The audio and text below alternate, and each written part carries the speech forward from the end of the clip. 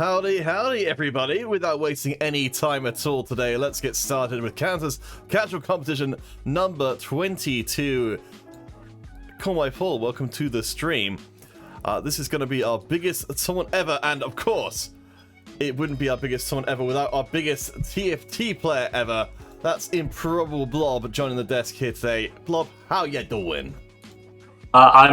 I'm okay, I guess. I think I'm probably not the biggest TFT player ever, but sure. I'm okay, I guess. Scintillating introduction, I know. Well, so we're jumping in today with, I believe, around 31 players. And we're currently looking at Lobby 4, along with Skiller, who I think has got their... Have they got a computer on night mode, I think?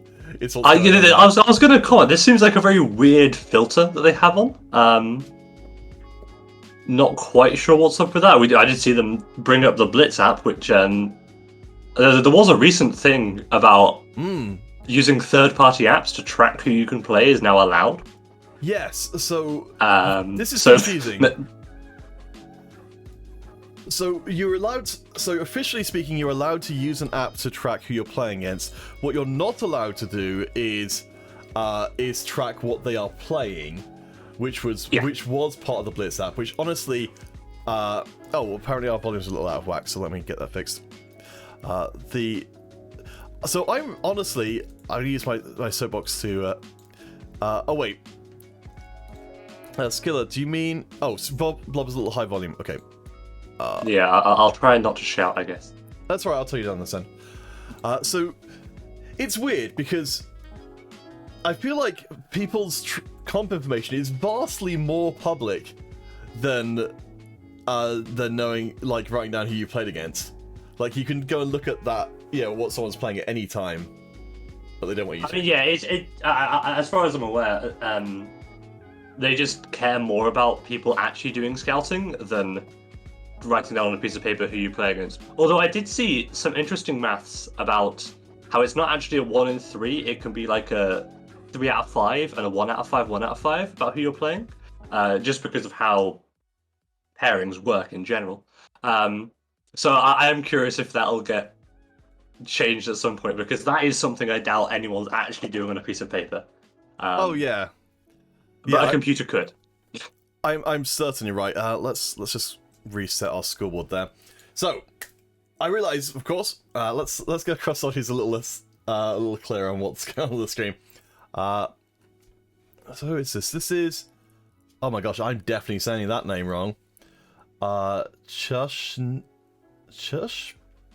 Ananchi is my best guess. Up against Jaron in our opening round. I really don't actually introduce the tournament at all. So ahem. Hey, for anyone who's just dropping in for the first time, this is Canada's Casual Competition, in which lobbies of players, in this case 4 lobbies of players, good gosh, we're playing against each other primarily for the fun of it, because most of the prizes, this is a casual competition, which is a term which I've made up, but still seems to be sticking. I don't think anyone else has picked up, but other people have been doing similar ideas. But yeah, most of the prizes today will not go for how well you do in the competition, so it's more just playing for fun. Of course, back in the start of the competition, someone who was very familiar with winning was IMPROBABLEBLOB, my co-car today. Blob, how did you do it? I clicked on units and put them on the board. It's a good strategy. I actually have like no memory of what I don't even know what set we were even playing in when I won. But it's just TFT, isn't it? If you play well, you win, and that's kind of about it. I mean, that's as it should be. Let's see. So who have we got in? So I think in Lobby 4 we have got. Let's see. Oh, excellent! I think someone's already done the scoreboard. I don't know if it was me or Rain or someone else, but I think we are up to Kenny. Yeah, I think we're up to our current players, so we can start keeping an eye out for their comps. Again, for any of you first-time viewers, the little scoreboard down the bottom left is very much manually filled in. Ah, Skellig, it was you! Schubert is our non-tournament player. Thank you, Skellig. That was very kind of you. So yes, all of the scoreboard down the bottom left is very much not done automatically. You see, I would love if we had access to the, to that kind of information as a spectator, to be able to draw everyone's comps straight to a scoreboard. Spectator mode soon, right? Worlds is on the 1st of October, which is actually not that far away, so hopefully we'll see. That'll be released publicly. It's and not definitely just not getting released publicly. They've already been clear about that. Oh. It's weird, I don't know why, but that's just the way it goes. I'm hoping that we can somehow, even though we're a small fry organization, sneak into the approved vendors list, but it's very unlikely. It might, I mean, if they've got 10 slots, I suppose, we might fit in just because there aren't 10 other people who are actually running stream tournaments. Actually, so I think currently there's a lot of people who aren't streaming tournaments just because it's very difficult to do. Once there is a spectator mode, I suspect that will change. Absolutely. But I think we should talk less about the meta of streaming tournaments. Yes! And maybe a little bit about what is going on in this game, because looks like we're getting to the end of the early game here. And we have a pretty nice looking Hellion board. I'm not sure if we're going to see some reroll Hellions, which has kind of come back into the meta a little bit. I'm not sure if you're aware of the recent change to Tristana. That she no longer just jumps into the backline. She now just jumps always away. It is quite funny, because sometimes you'll see her jump a single hex, because that is just the furthest point away from any enemy. Which looks a bit weird, but it does mean that now people are starting to reroll Kled as well, because previously Kled was a pain because Cavaliers just messed all the positioning up, but with the Tristana change, I don't think that's the case anymore. So we might see all the 3 stars we could ever hope for on this board. Yeah, I mean, I like it quite a lot. I've definitely heard of that idea. Now Tristana's more reliable. I think she did get some, if I remember my patch notes correctly, I think she did get some stats nerfs in order to account for the whole not immediately killing yourself. Yeah, specifically, it's her range is reduced by 1 hex. She is now no longer the highest range unit in the game. That is Ashe with 5 range. She has 4 range now. And yeah, I think some of her attack speed, attack damage got reduced as well. So who knows if she's actually good. Probably not as good as just hitting the jacks at Krugs. So we might just see a pivot here because, it's the 4-cost carry. You've already hit it. Just go for it, I guess. Well, I mean, this is, certainly I remember from when it used to be, Tristana all the time everywhere. That was the great flexibility there, that you had kind of the same item set on a lot of different AD carries of the Last Whisper, the Bloodthirster, and then you could pretty much just switch to whoever you hit at the time. Absolutely, and there is also an Olaf power on this bench, so just need 1 more skirmisher to really get that going. So yeah, this is definitely a pretty decent start. They've also got the Nikos, so if you hit a Jax on the carousel, that's just a Jax too. Choosing not to put in Knights, I feel putting in Leona over Tristana is probably correct here, because you've got 3 Hellion in, and getting Knights in for your Jax with his BT is probably worthwhile. But, you've got a Jax with a BT, you're probably fine regardless, right? So up against Skiller right now, who's down currently in 7th place. Of course, Skiller, for any of you first-time viewers, famous for his low HP comebacks known as Mr. 5 HP around these parts. Has pulled off some incredible stuff before, and will, I suspect, have to do so again as they take a heavy beating there from Chush, who themselves is now rising to 4th position on the scoreboard after Schubert drops below them. I mean, yeah, it's oh, actually, that's an incredible hit right there. Yeah, early game HP is not super relevant, as I'm sure most people have worked out. Or I'm sure everyone's seen the people who lose 10 rounds in a row, hit the 40 HP mark, get the Radiant Blessing, and then just win out the game. And you're just like, well, that was fun. So yeah, I wouldn't count Skiller out just because they're at 66 HP. Yeah, that's nothing. You can be 66 HP at Krugs. So yeah, they're doing fine in terms of HP right now. Oh yeah, I mean, I know certainly when I'm doing making a hash job of open forting. I'm often below 60 HP by 3-2, so they're doing a lot better than I tend to be doing. As we'll see up against Korn here, who's got themselves a pretty strong comp, actually making use of Gwynsu's Rage Blade on the Udyr and doing pretty well off of it. Korn is currently in second position. I think they may be about to stay there because, yeah, nothing can punch through that Udyr shield. Oh yeah, the Udyr shield. Not even the Doppelzigs can do it. Yeah, Rage Blade Udyr. The other big one was the Riven 2 that they had, which definitely makes a little bit of a difference. So yeah, but they do now switch out their Zigs for skirmishers. So maybe that would have been the game changer. But I mean, I'll say I doubt it. Riven 2 at this stage, even without any items, is just a good enough unit that it's difficult to do anything about. So let's do a little bit of comp sort of positional analysis here for Chush, because hey, why not? So they've got all of their units up at the front with Jax just behind. Presumably this is to keep Jax from getting aggro straight away. Absolutely. And there's a couple of other things they're doing. Notably that they have the Jax next to the Nautilus, which is almost always a good thing. They did get a little bit unlucky there that the Jax killed the unit Nautilus was going to ult, which would have been an amazing one. Is that typically Nautilus will ult the units Jax is attacking, which just CCs them, means that even if they are aggroed on him, makes it less likely that he'll die. Unfortunately, their opponent does have a very strong Draven, so yeah, it's just not quite enough damage to cut through the team before the Draven does to you. So this is a good chance certainly to bring up the most recent changes to Draven, that he now, if I remember correctly, it's 50% of all armor that he personally ignores while hitting someone. Yes, and that does stack with Laskus, it does stack with Akshan. So it's not that Laskus is now a dead item on him, it's just that he no longer needs it, or he just loses every fight to Ironclad. And there's actually some interesting things around Draven at the moment.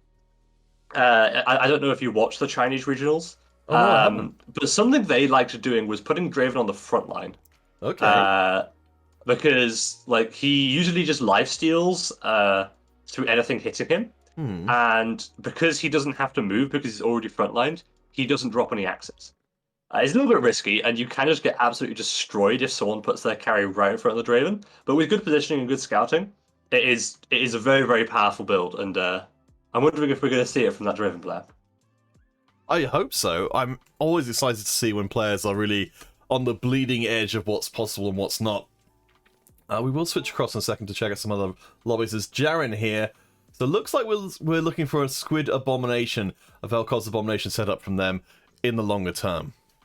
Absolutely. I mean, and in the short term, like 2-star Ziggs with very good items, 2-star Brand. They've got the A-Bomb 4 in. So yeah, they're doing pretty well. They're probably going to not bleed too hard. I'm not sure if they win these fights. It's quite hard to tell with the A-Bomb and the Ziggs. But at the worst case, it's like 1 or 0 unit loss, which is, not bad, I'd say.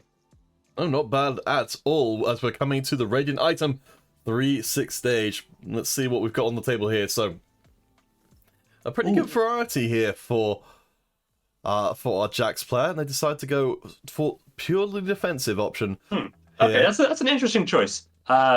Mostly because they've already got 2 chains, so they're picking up the Rose Thorn. If they get more chains, then you're stuck with infinite Bramble Vests, and that's kind of awkward. I mean, it's probably fine because you do have the ability to go Cavalier Spat. Titan's Resolve is also very good on Jax.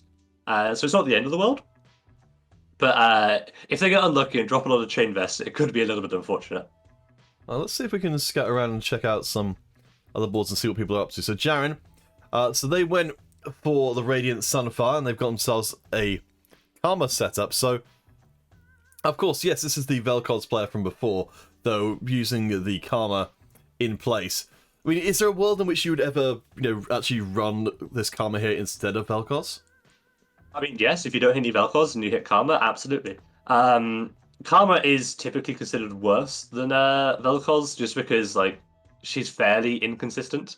So, I don't expect a Karma carry the entire way, but, if you don't hit the Vel'Koz, then what else can you really do? So let's check in on the lobby overall. So Skiller, we mentioned before, is down at 32 along with Eugenius. They're both in the 30s right now. Big gap between them and Jaren, who is in the 60s. And rank 2 Hyperroll, we saw from before running a Nightbringer competition. They are still undefeated coming to the end of stage number 3. And yeah, going on that 10 streak 100 HP at Wolves is something that most people like really like enjoy doing, obviously. It's definitely rare. So when it happens, you really do expect them to just ride this HP and basically guarantee at least a top 3, even if they completely low roll everything else, they're probably still fine. Well, interestingly, I do see a bit of a roll down here. Trying to hit that Vel'Koz, but maybe just hits a Karma 2 instead. They do have a pair. They've got themselves at least up to 3 Dawnbringer. So they've got a chance to bring in more Abomination if they wanted to, but they decide not to in the end. Okay, up against rank 2 Hyperroll, so we get to see exactly what's coming in here. Olaf 3 was the newest addition to rank 2's lineup, but they've got a huge Aurelia mixing things up. Though it doesn't look like they've got much in the way of actual damage dealers, just relying on pure tankiness. Yeah, pure tankiness and just the inherent stats of the Sentinel and the Skirmishers. Just ramping attack speed and attack damage, and hoping that's enough. They also obviously have the burn from the Sunfire. But yeah, this Aurelia, kind of hard to kill, I feel. And yeah, I can see why they're still 100 HP. That they are level 8 with the Olaf 3. So yeah, they are storming ahead of the lobby at this point. Let's go check in with Skiller and see what they're up to. So it's apparently still a nice sunset over where Skiller is. And they've got themselves a Draven themselves. So 3 Forgotten, 2 Knight, and a whole bunch of defensive stats. The Morellonomicon, an interesting choice there for the Hecarim. Presumably just going to give a decent alternative damage source if that Draven can't get the job done. Yeah, the interesting thing about Radiant Morello is the bonus mana it gives, which means that you basically always go off very, very early. So it's very, very good on specifically Garen and Volibear, I think.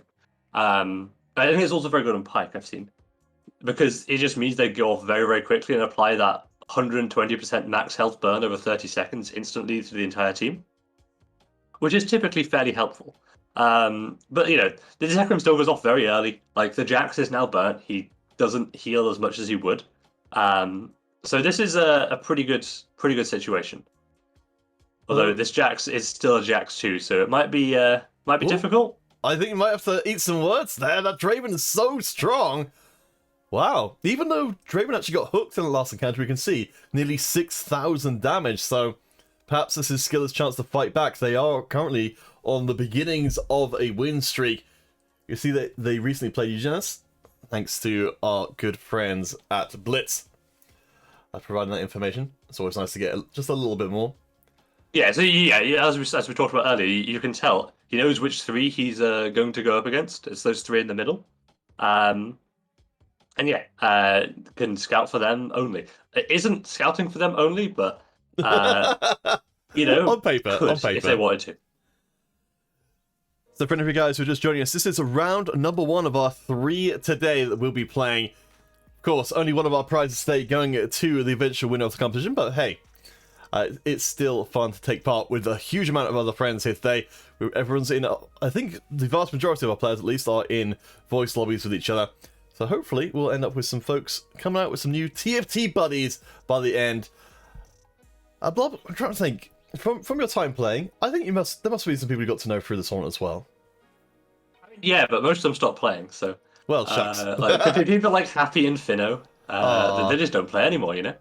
That's a real shame. Yeah, I know, right? Well, hopefully we'll get some new friends along the way. So, from where Skiller is right now, you know, they're on the up and up. Where do you think they go next? You know, what's their next step if they want to, you know, get themselves into the top 4 for this game at least? I mean, well, it's an interesting one because Draven is probably the most flexible comp at the moment. You can play similar to what Skiller's playing, where you play like Cavaliers and Full Forgotten and like this very horizontal synergy set. You can go like 6 Legionnaire, you can go 6 Knights, you can go 6 Forgotten. Like there's a lot of things that can be done. Although I think where they do go for sure is just level up, because you are 32 HP, so you're going to be a little bit worried about getting taken out by someone who's just high rolled a 2-star 5 cost or something random like that. So yeah, like I could see them leveling up and putting in 4 Legionnaire here if they wanted to. You could take out the Sejuani and put in the Riven and the Aurelia, but chooses not to do that, and we are against someone who could have hit a random 2-star 5 cost. They do have double Nico on their bench for this Kale. Wow. So that's a little bit scary, and you can see that this Draven got hit by the Teemo, he got hit by the Diana, he got hit by the Thresh. A lot of CC coming in, but looks like it's going to be fine. The Hecarim is tanking up just about enough, and there is no healing on the Kale, so she goes down in about one or two shots. All right, so Blob, let's do some micro coaching here for Skiller. We've noted already that a couple times recently, Draven getting CC'd has been a problem. Yeah. While Draven's been winning these rounds, presumably there's going to be a point at which that no longer happens. So how do how are you trying to make sure that you don't just end up with the whole round of Draven not getting to actually build up his Quinsus, build up his damage? Okay, so typically against Teemo, it's doomed. It's random targeting. You can't do anything about that. But against Thresh, specifically, and also Diana and Viego, I guess, this is where the frontline Draven tech also comes in. Is that there's quite a lot of CC that targets the backline, and CC that targets the frontline is basically just Rel and Nautilus. So as long as you avoid those, you're fine. But as long as so you see, there's a Viego there. If that Viego's on the other side, there's a good chance your Draven just gets CC'd. Whereas if you have your Draven frontline, you have like a Callista or a Kale behind him for that Legionnaire synergy, then they're the ones that get hit by the Assassins and the Thresh, and it's not so bad for your Draven. Although here, it probably doesn't make a difference, because this Aurelia is just impossible to burn through. Yeah, even with that 50% armor pen there for Draven, it was just bouncing off of the defensive stats plus the built-in damage reduction that Aurelia had. So that's rank 2 Hyperroll we just saw there, who is no longer undefeated, but is still on top of the scoreboard. Chush, we should probably go back and check with them. Well, they're on a win streak, aren't they? Yeah, so what they've got a do? spell. Wait, no, they're not the spell with Karma. They're the Jax too. And you kind of see that they did go for the Titans, they did go for the Cav Spat, and then also the Gargoyles. So they did drop another chain. Luckily, not any more than that. Otherwise, it would have been a little bit awkward. But yeah, this is a very, very strong Jax board for sure. Yeah, so you mentioned the flexibility of different comps around at the moment, which was absolutely a wonderful thing to have in TFT. So we've got the classic Fortnite Jax setup with a lot of Ironclad, a lot of small damage reduction from that Knight setup. I mean, from what you've seen so far of the lobby, I know we've kind of got it in bits and pieces, Blob. How do you feel like Knight and Ironclad are going to fare against the field as it stands? Well, pretty good. Obviously, if you're against something like, say, a Kale 2 with all these items, you're going to struggle because she does true damage. But rank 2 Hyperroll specifically, that's the highest HP person, so you're expecting to play them a lot. They're all AD. They're playing skirmishes and stuff. So you kind of do expect Ironclad Knights to be decent against them. Or obviously, yeah, you lose this fight every time, but there's not a lot you really can do about that. I suppose that's, yeah, so if we're talking about, kind of analysing the team comps a little bit, it does seem like that's something that's majorly missing here for the Fortnite competition, is any kind of backline access at all. It's a front-to-back comp in its purest form, essentially.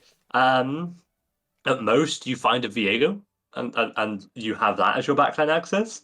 But yeah, like, the comp just tries to burn through your front line before it burns through you. And Kale is basically Jax, but better. Like, they're basically the same comp, but they have a better carry. So, not surprising that the Kale is going to win that. Also, I saw an Akshan 2 there, which is very scary.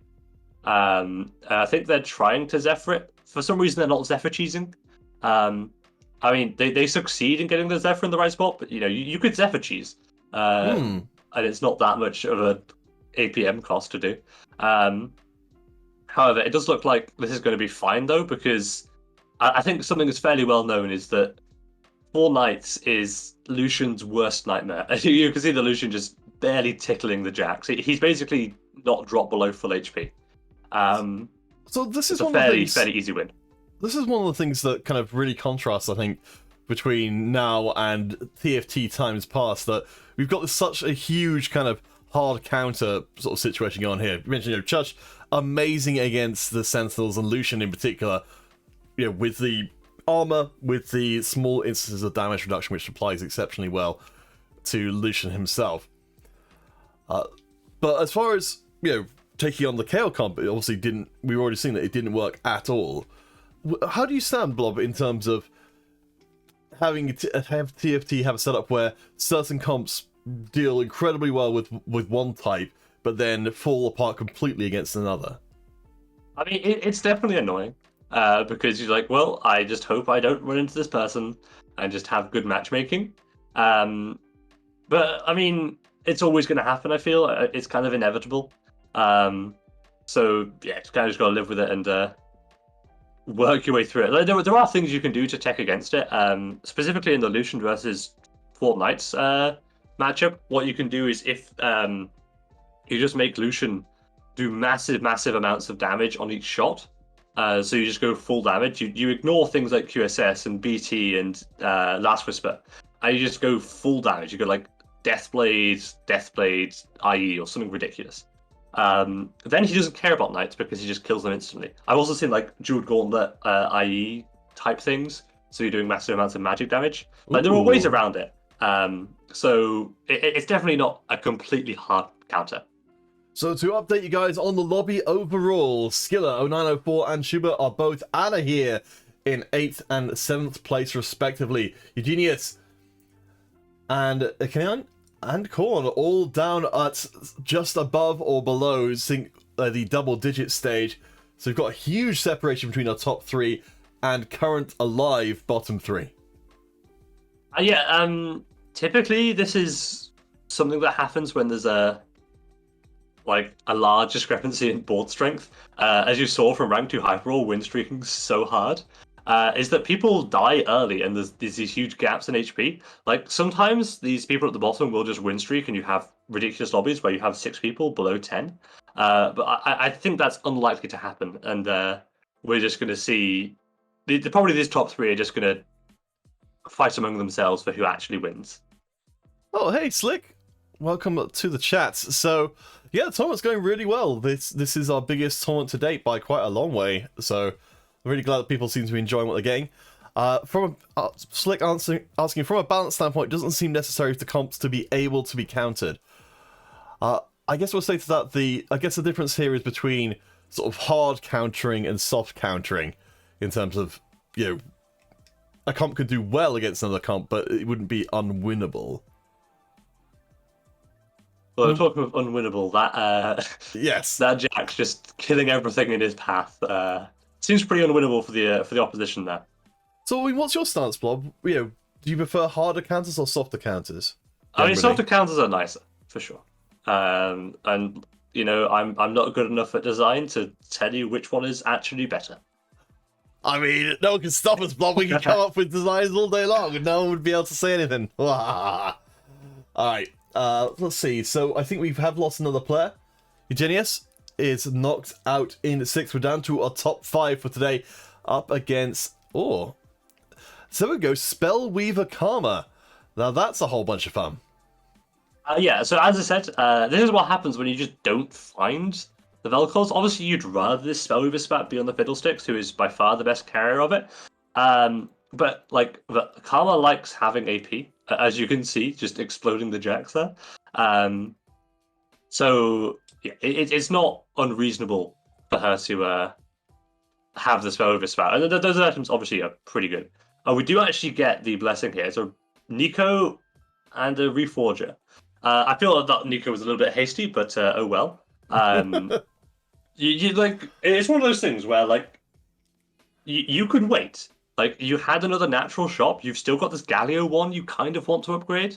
So just Nicoing a Garen is, it's definitely hasty. Like, it's nice to have a Garen too, don't get me wrong. But you had the opportunity to find a Garen and also a Galio. and then just Nico the Galio, or 2 Galios, and then you can Nico the Garen in safety. Oh, there we go. What do I mean? Like, punished immediately. If they find a Galio here, it's just going to be tragic. Oh my gosh. It's rare that the game actually specifically gets a chance to tell you off as, oh my gosh, the reroll into the Thieves' Gloves as well. The one item you can't put on the Galio or the Garen because of already having an item on them already. There's a little bit of scouting. Try and get that Zephyr in where it needs to be. Up against the thing I will call out is the Olaf 1 on the bench. Which is just there so you can sell this Olaf and Zephyr cheese later, which is always nice. They are against Ekin's 2-star Akshan, who is very, very scary. Luckily, it doesn't have a healing item, so if it gets caught out by any incidental damage, it doesn't restore that. So maybe this is winnable. But yeah, this Akshan is very, very powerful. Well, actually very close. The Jax almost got there, but yes. Akshan 2, nothing to be laughed at. So we've got a 2-star rail coming in from rank 2 Hyper Roll as our top 3 are separated by very little HP. Kine down there at 11, trying to fight for their life, but looking like they're pretty strong right now. No win streaks at all in our top 4. So, Bob, do you have any feelings as to who we're going to see win out our first lobby of the day? Well, the main thing is that there are 2 people with 2 Nikas on their bench, so they could hit a lot of things. Okay, rank 2 Hyperroll has used one of their Nikos to get a Viego 2, which is definitely something. I think Jurison is the other one, and they can hit like a Karma 3. If they hit Karma 3, then I think they just win. So yeah, I think it's a matter of whether or not Jurison hits that 3-star Karma. Well, right now, for the Jax is currently chewing their way through the comp.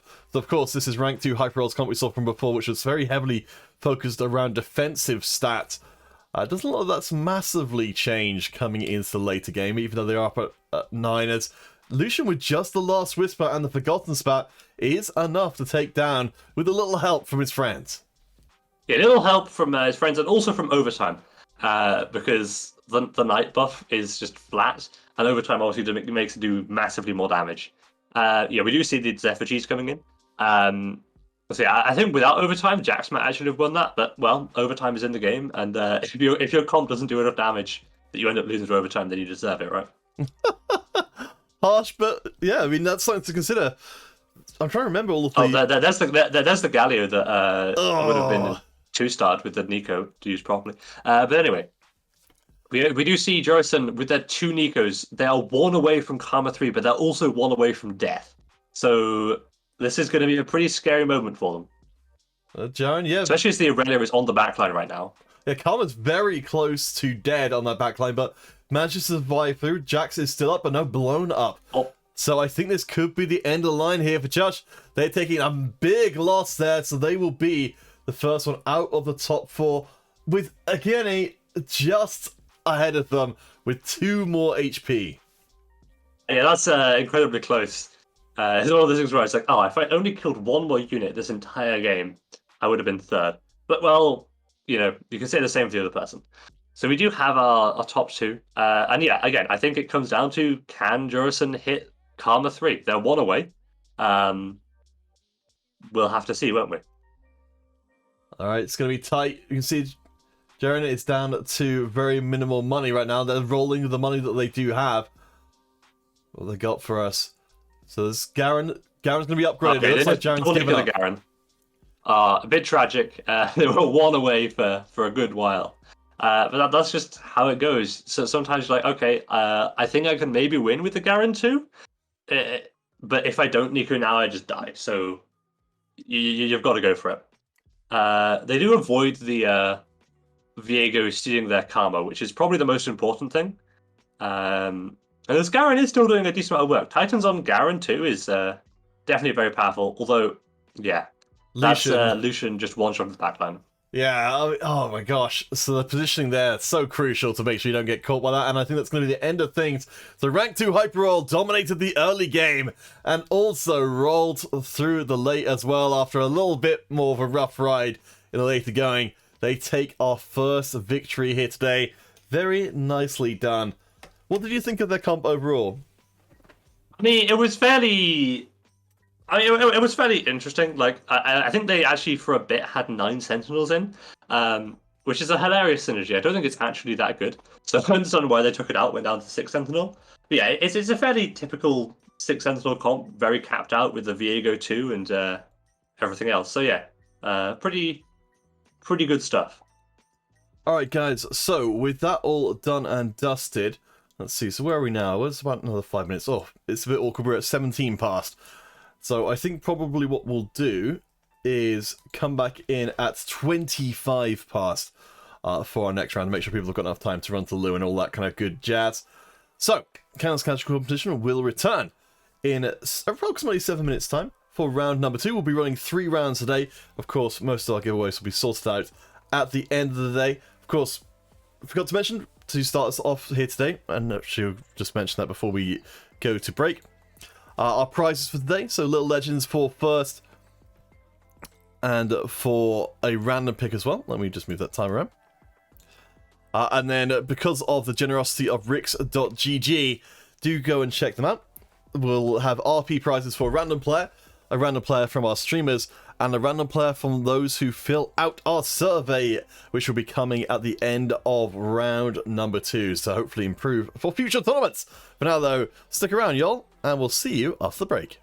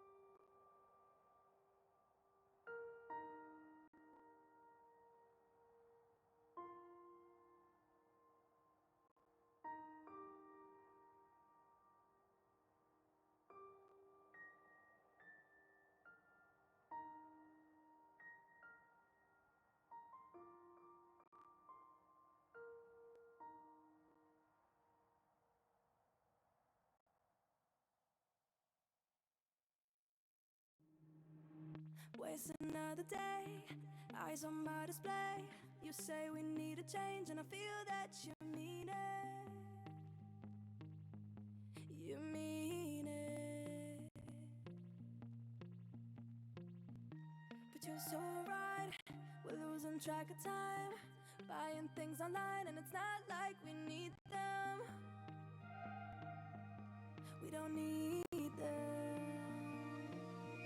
So can we just slow down? The only thing I'll do is lay here next to you. We need to slow down. Embrace the love we found. For you and I were safe and sound.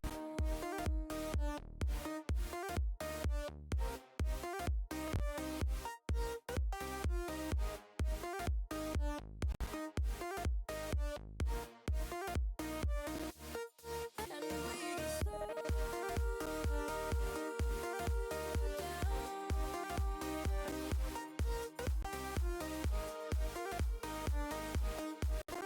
For you and I were safe and sound.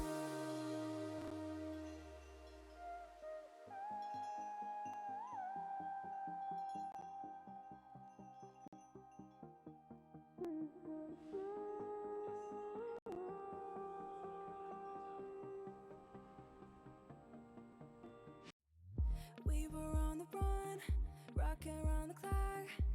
Now all we need is right here in front of us. In front of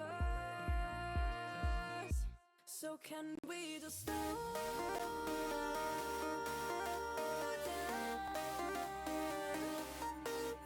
The only thing I'll do is lay here next to you. We need to slow down.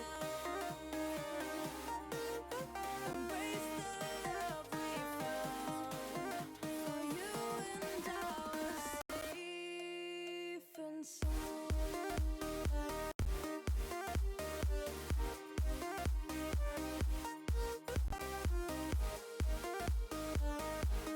Can we just slow down? And we just slow waste another day. I don't know to say. You say you need a change, feel that you need it. But you're so right, we're losing track of time, buying things online, it's not like we need them.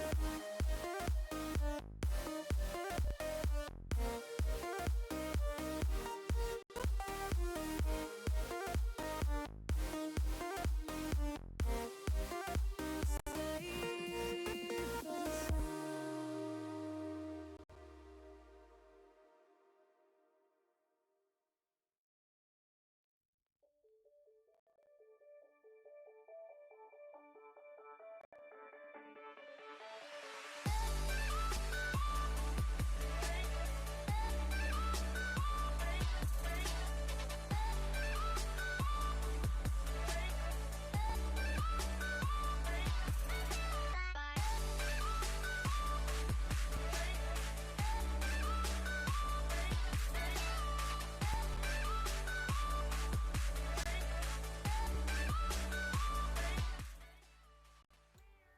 Howdy, howdy. Thanks for sticking around, everyone, for Canada's Casual Competition number 22. I am Counterfeit alongside Improbable Blob, who, has fallen off the screen a little bit. Oh, sit up. Shouldn't slouch. Bad for me. So, coming into Lobby 2, we can have a quick whip around our results page and just see what the other lobbies have been doing. Got a little confused, I think. But we did see in one of our lobbies, Antique Roses, what a great name, with a 3-star Vel'Koz winning out the whole thing. How are you feeling? I think that was a, let's see, so that was, I think that was Spellcaster Redeemed Invoker? Yep, that sounds about right. Oh, hello, we've got someone talking. Oh, there we go. So we'll be jumping into our next lobby in just a second. Before we do, Bob, any insights for our players coming into rounds 2 from what we've seen so far? How are you feeling like at least from our first lobby, What's working, what's not? I think hitting 3-star forecasts is working, and not hitting 3-star forecasts isn't. I joke, but yeah, I mean, we saw obviously the 3-star Vel'Koz one. The person who didn't hit the 3-star Karma, they were one off, didn't win. I mean, that's typically how it is. Obviously, doing well in the early game, as we saw with that rank 2 hyper rolls build, obviously helps out a lot because it just gives you that buffer to really get to that fully capped comp that we saw at the end. Skiller saying last game was rough for me. Yes, we saw. I think Skiller's going to be in our next lobby as well. Yes. So hopefully that'll be fun. They don't think the Draven adjustments quite did it, so perhaps they'll be steering away from that. Let's get into our lobby number 2. Let's reset our scoreboard as well, because it's mostly new players. And so we've got K3U, Jaren from before, D-Wolf, I think maybe their stream has dropped, so we'll just pop them out of the stream display for now. And Skiller returning, so we've got 4 POVs. Who are you feeling like starting with, Blob? I mean, how about we start with the person at the top left? K3U. Seems like a good idea. I only picked them because they have the little legend in the bottom right as their face cam. Always a good time. Yes, I assume they're from the Philippines. I don't know if there's any other countries that have that as kind of like an area code, as it were. We've got some good setup here. Early nights. I wouldn't mind seeing the Hecarim thrown in early on just to get a couple of Forgotten stacks in case you decide to go that direction. And yeah, that's not unreasonable. Something that can be considered here is the fact that you can get 3 gold. Like, if you get a silver orb here and you get 3 gold, and it's like, oh, I kind of want a 10, but it's fine. It didn't happen. Don't worry about it. So yeah, getting the Hecarim in to get the Forgotten stack is also reasonable. I'm surprised they didn't sell the Kled for the Vladimir pair, but I picked up the Gragas instead, choosing to go for that route. Interestingly, their items are pointing towards kind of an AD build, and yet their units are pointing towards playing AP. They've got the Ziggs in, they've got the Soraka, so it's a little bit of a unfortunate situation. Okay, they've got a Rod, so it's not that bad. You can use Cloak and both other things. Something I have actually seen from, I think, Scipius, who is one of the world representatives from EU, does quite a lot. He slams Spark like very, very early on. And it's probably not unreasonable to do when you've got this Ziggs as your main carry. So curious if they choose to do that as their early game play. So why does that make sense then? To go for that it's because Rod and Cloak are terrible items. Fair enough. I think that's the limit of it. It's just that for a lot of comps, Spark is either like a good use of bad items or it's a decent item if you're playing AP. So in most cases, it's not a bad slam. So yeah, I think that's why. I haven't actually asked him, so I don't know the exact reason. But if I had to guess, that'd be why. Alright, so let's see what some of our friends are up to here. So, Mini Lynx has got themselves a pretty similar looking composition, honestly, to what we've got there. Oh no! It's going to be denied for us for timing, so we'll switch across to someone else. Nope, not them either. Alright. Tom Fix Live then, I guess. Tom Fix will save us. Ooh, hey, that's a good board. Yeah, obviously slams the Warmogs here as well. They're only missing, like, oh, okay. I was gonna say it's a good board. It's fine. The main thing that's missing is obviously they don't have any skirmishers or sentinels in. So while this Olaf is very, very powerful, it's not quite as strong as it might be. But I'd still be very surprised if this lost to anything outside of an incredible high roll. Okay, I'm just gonna have a quick check and see. But yeah, I mean, this looks fantastic. So, Brawl and Cavalier. Oh my gosh, Twitch is feisty today. Alright, we can go back to the top one then. Their rad is finished. Okay, so what have we got They did pick up a tier. which is definitely angling more towards playing AP than anything else. Oh, and Archangel's Poppy is actually something I quite like. Archangel's Poppy because she has a fair amount of mana, and her shield does a decent amount of damage early game. So it's actually not that bad to slam. Unfortunately, they are up against Olaf too, who will just heal up through everything. So yeah, it's not as good as it might have been, but it's still pretty good. Well, so if I'm remembering correctly, the AP scaling for Poppy will let her shield and her damage scale up off of that Archangels. Yes, I think that is correct. Unfortunately, yeah, it wasn't enough. But it's a decent plan, and maybe you can go into something like, say, this Zyra that is now found can actually use it as a Spellweaver rather than a Knight who is probably not the best user. All right, so let's pop around a bit and see. So we've got the Knights set up here with the Hellion staff here for K3U. Let's go check in on Skiller. So finishing in I believe it was last place last time. Has got. So they were saying that they weren't necessarily super into the Draven, but they've got items which would sort of maybe tempt them back in that direction this game. They're pretty good items. Like Giant Slayer, I think, is the one that Draven really likes, as far as I'm aware. So, and also it's pretty good to stun here against this Warmog Scraggers. Don't think it makes a difference, but yeah, it's there. So yeah, these are pretty good AD items, but obviously the AD tree is pretty flexible. You can play any number of things. You can play Draven, you can play Lucian, you can play Aphelios, you can play Jax, you can play Akshan, you can play Kayle. So yeah, like you don't really, you're not really locked into Draven just because you have these items for sure. All right, so we've got two undefeated players, Furious Tom and D Wolf. So we have got Furious Tom's POV. We'll switch back to and see what they've been doing. Yeah, they're the Olaf with the incredible items. Oh, of course, yes, they were. They are going to take this Nidalee, I think, just because he's just skirmisher. And also Nidalee's just a really good unit. So if they hit another skirmisher here, that's really good. Oh, Lee Sin. Wait, they don't even put in Lee Sin Nidalee. I'm surprised. You can take out a Kled here and just play your Nidalee, and you don't care about Cloak. It just sits there. It's very possible.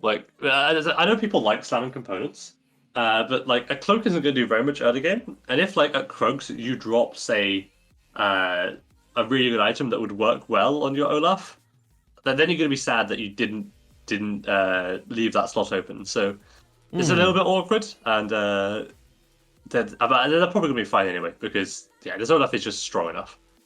Yeah, look, I guess they must be prioritizing the immediate power they can get from having that extra half item, at least up against K3U. They're going to keep that win streak going. I guess Furious Tom wants to make sure they are streaking all the way into Krugs, as D-Wolf is also doing the same thing. I'll see if we can get D-Wolf's stream back, because they have got one listed. I think sometimes it kind of goes up and down. So let's pop it in and see if it's up. Getting that full streak into Oh, they are cool. neutrals is definitely the way forward. They're still struggling to. All right, we'll pop in for a second and see what they're actually playing, if we don't stick with I was them. going to say that. Wait, is this the right game? They're way behind. This is at 2-2. Okay, well, I guess we've got the idea that they're probably running They're running Misfortune Cavaliers. All right. I guess. All right, we'll pop back to Furious Tom They and see actually what lose they're up that to. Hellion build. Oh, wow, so D-Wolf is the only player remaining who is undefeated right now. So hopefully we'll get a chance to see them. Skiller will be our opponent here, who has gone for a early Runan's here. How do you feel like Runan's place right now in terms of flexibility is? Runan's is, as it has been, very, very good, just in general. You can slam it on basically any AD carry, and it's fine. So yeah, but putting it on Yasuo early, you can definitely go for the Yasuo overall. And you also can just pivot into a Draven, it's fine. You pivot into a Jax, it's fine. Pivot into an Akshan, it's fine. So yeah, Runan Slam, of all the AD items, it's probably one of the easiest ones to go with. It's always fun actually having real-time player cams to try to get their reactions, but Tom very stoic there in the face of defeat. I guess to be fair, they're on the loss streak right now, so they certainly don't mind it too much. But D-Wolf, in big news, did make it through to Krugs completely undefeated, so I guess we'll have to keep an eye again on... We can sort of see them down the bottom right. Unfortunately, it does look like their stream again is struggling, but we do appreciate everyone, especially people who don't normally stream, setting up streams, so we've got some idea what every player is doing. Let's see, who have we not spent a lot of time with, though? Jaren. Yeah, we got botched by an ad earlier by Jaren. That's right. So they do have a blue buff Deathcap Ziggs. And another tier, which is not the best, but it's fine. This looks very, very much like they're trying to go Karma. Because it's just obviously blue buff is a better item on Karma. It's also better on Ziggs, but typically people prefer to slam Shojin if they can. Because it's just like, oh, I can now also play Heimerdinger and Vel'Koz.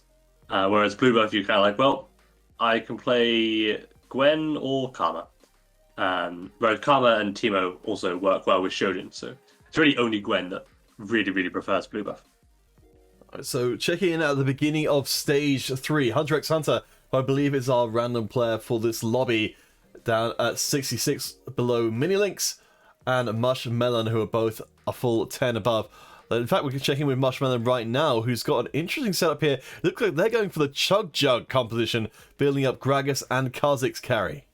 I think it's specifically called Chug Bug now, because right. You're going for the Kha'Zix. It's definitely an interesting build. And if you hit enough Kha'Zixes and Gragas, it's strong. But yeah, it's like a lot of rerolls. That you really need to be hitting a lot of them very, very early. Otherwise, it's really just not worth it. Oh, actually, I'm seeing a roll down at 3-2 here. This is something that is relatively common. But I'm a little bit surprised they are doing it here because like they really didn't have anything to hit other than like I think it was Callista pair that was all they had. So and also they've already got the 2-star Zig, so they're probably fine. But you know they're all down. They hit nothing, which is a little bit unfortunate. But they still got a lot of money. Like they didn't roll down to 0 and hit nothing, which would have been really bad. So it's not the end of the world. Alright, so charging in up against Skiller, who's doing pretty darn well for themselves. That Yasuo is pulling more than their weight. Does at least have the backline access, but not, I think, enough of his shields to deny the raw power of the Ziggs. I have seen a lot of people talking about how strong Ziggs is at the moment. What's your current stance on him? Oh yeah, Ziggs is probably the best one cost in the game, I think. Like just because you can basically carry any item on him. Like I've seen people go rage play Deathblade Ziggs in the early game, and it's fine. Like it's obviously not as good as Blue Buff Deathcap. But like he's not that bad at carrying AD items, especially because he gets the attack speed buff from Hellions. So yeah, I do think he's probably the best one cost in the game right now. Oh, so Slick, our sidelines reporter, is not high on 3-star Yasuo because of having bad matchups against different comps.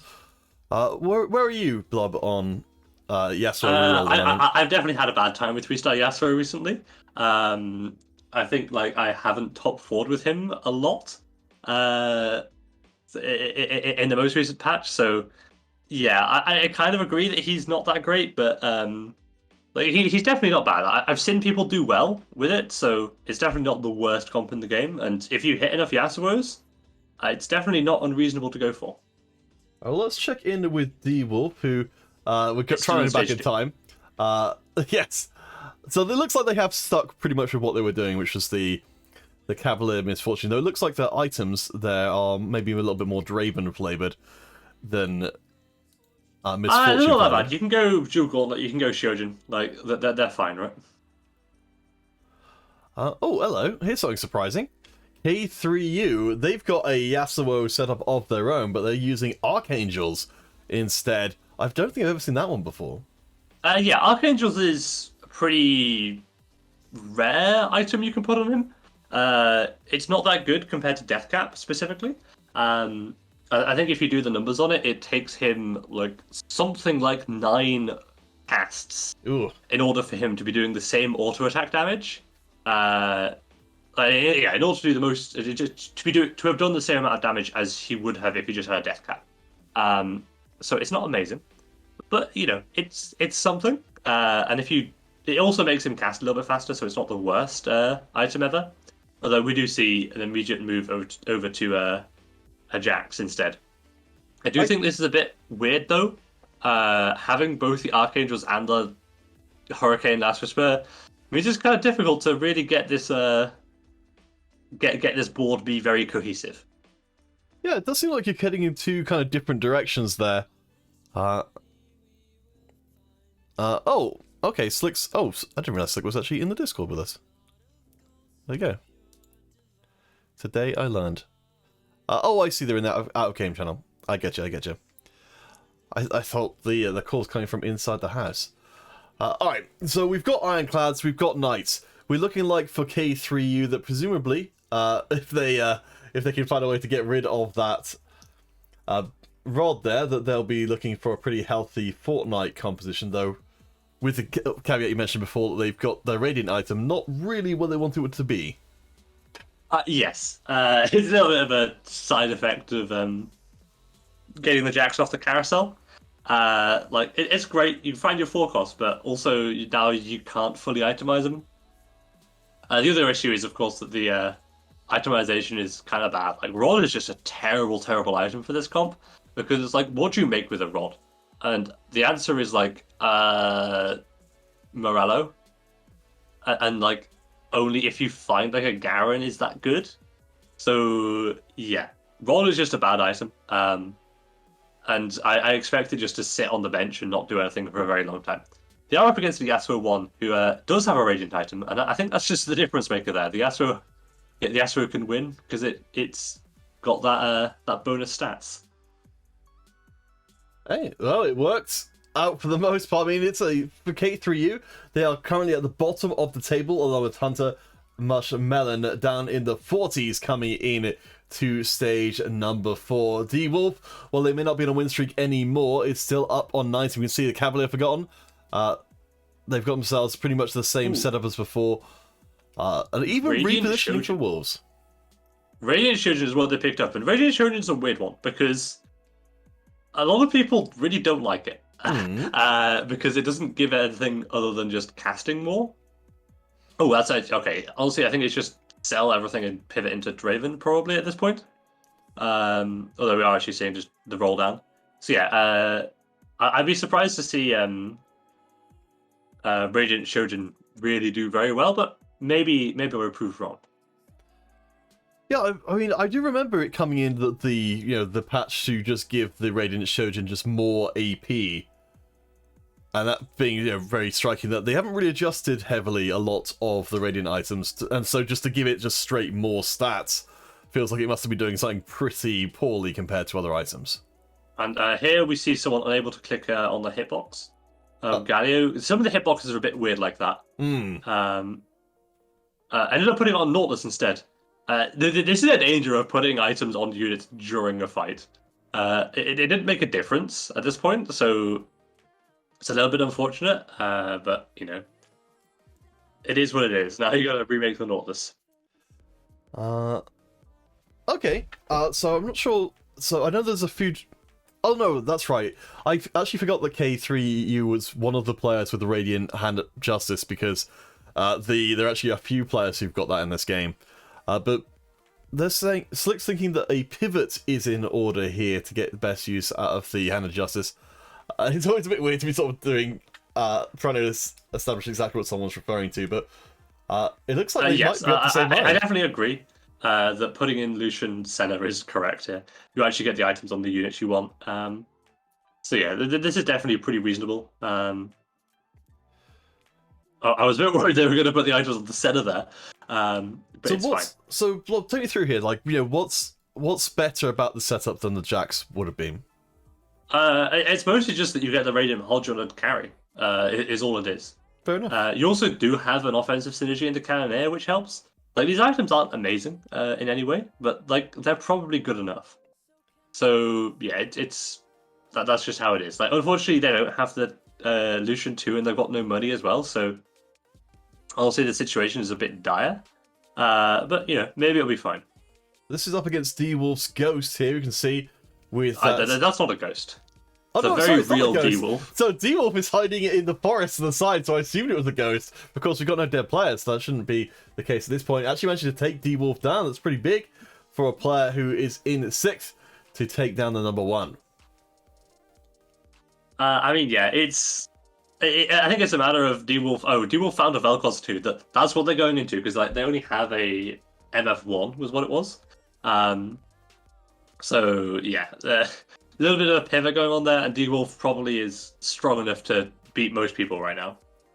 We get a little overview of the current situation here, so we can see the Jaren has gone pretty deep into the Abomination. For the time being, that Ziggs remains in place, presumably waiting for that Vel'Koz to arrive.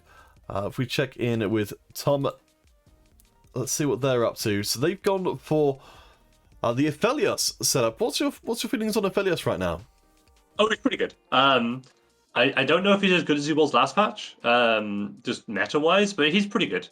I mean, it is hard to tell if he's like worthwhile. Like as a 1-star, he's definitely not worth it. But if you can get him to 2-star and get him to have the Deathblade, which is definitely what he's going to be looking for on this carousel, then you can really get him going. Alright, so let's see. Any swords? Okay, there's a sword on the 1 cost. That's actually perfect. The chances that someone takes this are significantly lower than if it was on a 5 cost. So there's a decent chance of getting perfect items right here for Tom. Let's see, yeah, so far hasn't been taken. Minix decides to go for it. Skiller not as well, so yeah, there we go. Furious Tom gets the Deathblade. And with the multi-target access from Aphelios' ability, that should get stacking pretty darn quick. Yeah, the Deathblade is so good on him to the point where I'm fairly sure best in slot Aphelios, as unrealistic as it is like double Deathblade Rageblade. Are you just try and one-shot everyone? Yeah, like 1 Deathblade with the healing item as well is good enough, I feel. So this should be strong enough for them to push level 8 and try and find the real completion of this comp, which is Teemo. Interesting. So Teemo come in to get that Invoker up, get that cast a little bit quicker. Jaren has yet to find an upgrade for the Ziggs, but maybe they don't need to, because they've got the Ice Cream Cone of extra AP, that Chalice of Power enhancing as. Yeah, but you see what happens. Oof. Ziggs just gets 1 shot. The power of the Deathblade, really. It's going to be a little tight. I think this is actually, I think for Jaren, this has maybe been a couple of rounds where it's just come down to Sejuani to finish off the fight, just because of how ridiculously tanky Sejuani is. Yeah, it doesn't look like this A-bomb is going to win. I think purely due to the HP regen from the Radiant Dragon's Claw. But honestly, yeah, Tom is fine with this, right? Like, they don't actually care, because if they can lose this next one, they get a lot of gold going on a 5-loss streak, and it's like you're losing by 0 units, so it only costs you 4 HP. And 4 HP for this extra gold injection is, I think, worth it for most people. Also, that's a double Spellweaver spat. That's a bit scary. Ah, jeez. We're back in 4 Spellweaver land. Again, for anyone who's... I thought it was 6 Spellweaver. Oh, it was 6 Spellweaver. Oh my Yeah. gosh, I don't think I've ever actually seen that personally. Yeah, 6 Spellweaver Vel'Koz 2 is basically almost as strong as Vel'Koz 3. It's kind of insane. So, curious to see how that turns out. That is our random who's doing that, so we'll have to find out. The one issue that Furious Tom is going to run into right now is that Aphelios 1 is affectionately known as a pea shooter. You can see he barely tickled these very, very powerful units from K3U. Yeah, Let's get the blessing. It does feel like, we've got a very kind of 2-unit composition here with the Sejuani and the Aphelios, with everybody else kind of filling in space, but we'll have to wonder as to what they ended up getting, because we're switching around. We haven't looked at Skiller for a while. Actually, primarily because Skillet's been doing pretty well for themselves at 51 health, and with, let's see, they've actually kept hold of that Yasuo carry, but they've gone for the Aurelia, the very tanky Aurelia, which we saw work very well for us in our first round. Yeah, they do have the Radiant Titans on the Yasuo, which is very nice. The other thing to note is they do have a lot of swords on the bench. Something that a lot of people do is if you get a lot of extra offensive items, is you just slam an Aphelios carry. So you just have duo carry Yasuo Aphelios. You just go 6 Nightbringer. Something that could have been done there with those items would be you could have slammed QSS and had QSS Yasuo, which is pretty good. Like, you just don't want your Yasuo getting CC'd at the beginning of the fight. So yeah, that was an option. Like, BT IE are very good on Aphelios, but you don't have the Aphelios just yet. And I'll have to see if that punishes them too hard in this fight. I don't think they haven't been... Okay, they got CC'd by the Volibear, and that actually, I think that might have made a difference. Yeah, it's going to be a pretty tough lot here for Skiller, taking a lot of damage there up against Minilinks, who, assuming we haven't had a change of comps, will be running a second edition of Abomination Spellweaver we've seen it so far. So certainly pretty popular. What is the drop, though? It's going to be a Spatula and the Reforger. Oof, that might be a little tricky for some of our players to take advantage of. I mean, honestly, for Skiller here, I don't think it's wrong just to reforge the Garen items. Just because you really, really want a third item on Yasuo. So I don't think that's unreasonable. Are they leveling here? I think they are. Leveling to try and get a level 8 and put in the Nautilus, I assume. Would you throw the Spatula onto Garen and reforge that as well? Probably not, because you don't have any spare components, right? And oh, true. If by some miracle you make it to stage 6, you can just get a font off that carousel, right? Well, that's true. Definitely worth considering, as we've seen K3U a few times with their Lucian Sentinel setup here, doing absolute work. The Hand of Justice, one of several in the lobby, and the items apparently good enough to tear through all the front lines we've seen that Lucian go up against so far.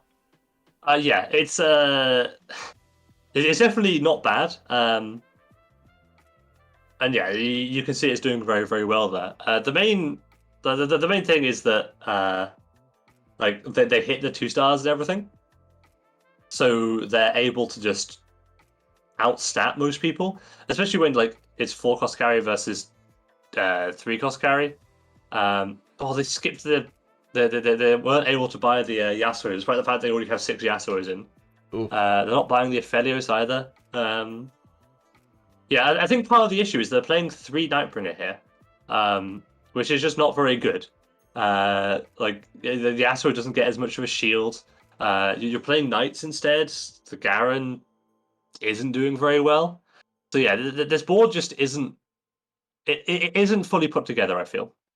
No, I would definitely agree with you. As much as Garen, has that victorious ability now to kind of be a damage threat in themselves, we've got a Deathblade here for Skiller. You just have to, just imagining how good all this stuff would be on the Aphelios is kind of eye-watering.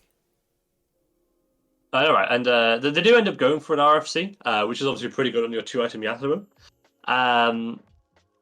But at this point, I don't think it's going to be enough.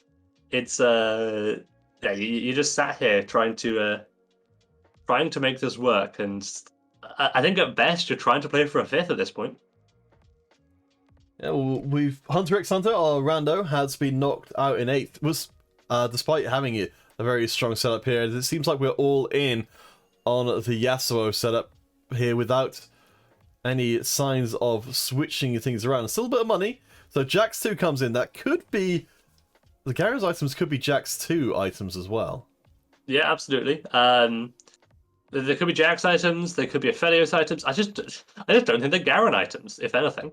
Like, he doesn't do anything with IE. He doesn't do anything with BT. So it's very, very awkward here.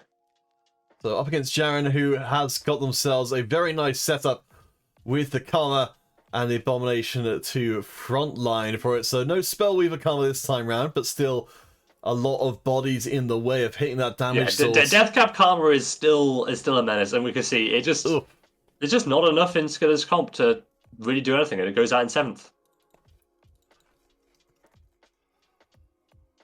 Oh, that's unfortunate. And Mushmelon, who, while they have a great name, they are going to drop out in 6th. At least they do manage to sneak ahead of Skiller, just about, as Minilink stays in round 2 by a hair's breadth. They are on 1 life right now, with everyone else having a good 16 or more above them.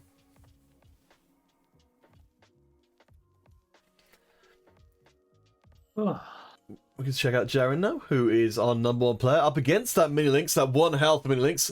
Let's see how they do. It's going to be 2 of the same setup against each other, Abomination and Spellcaster of various varieties. Yeah, luckily the Karma isn't really in range. Okay, it doesn't matter. She got hit by the Zyra. I was gonna say she hasn't really been blasted by the Spellcall, so it's not that bad.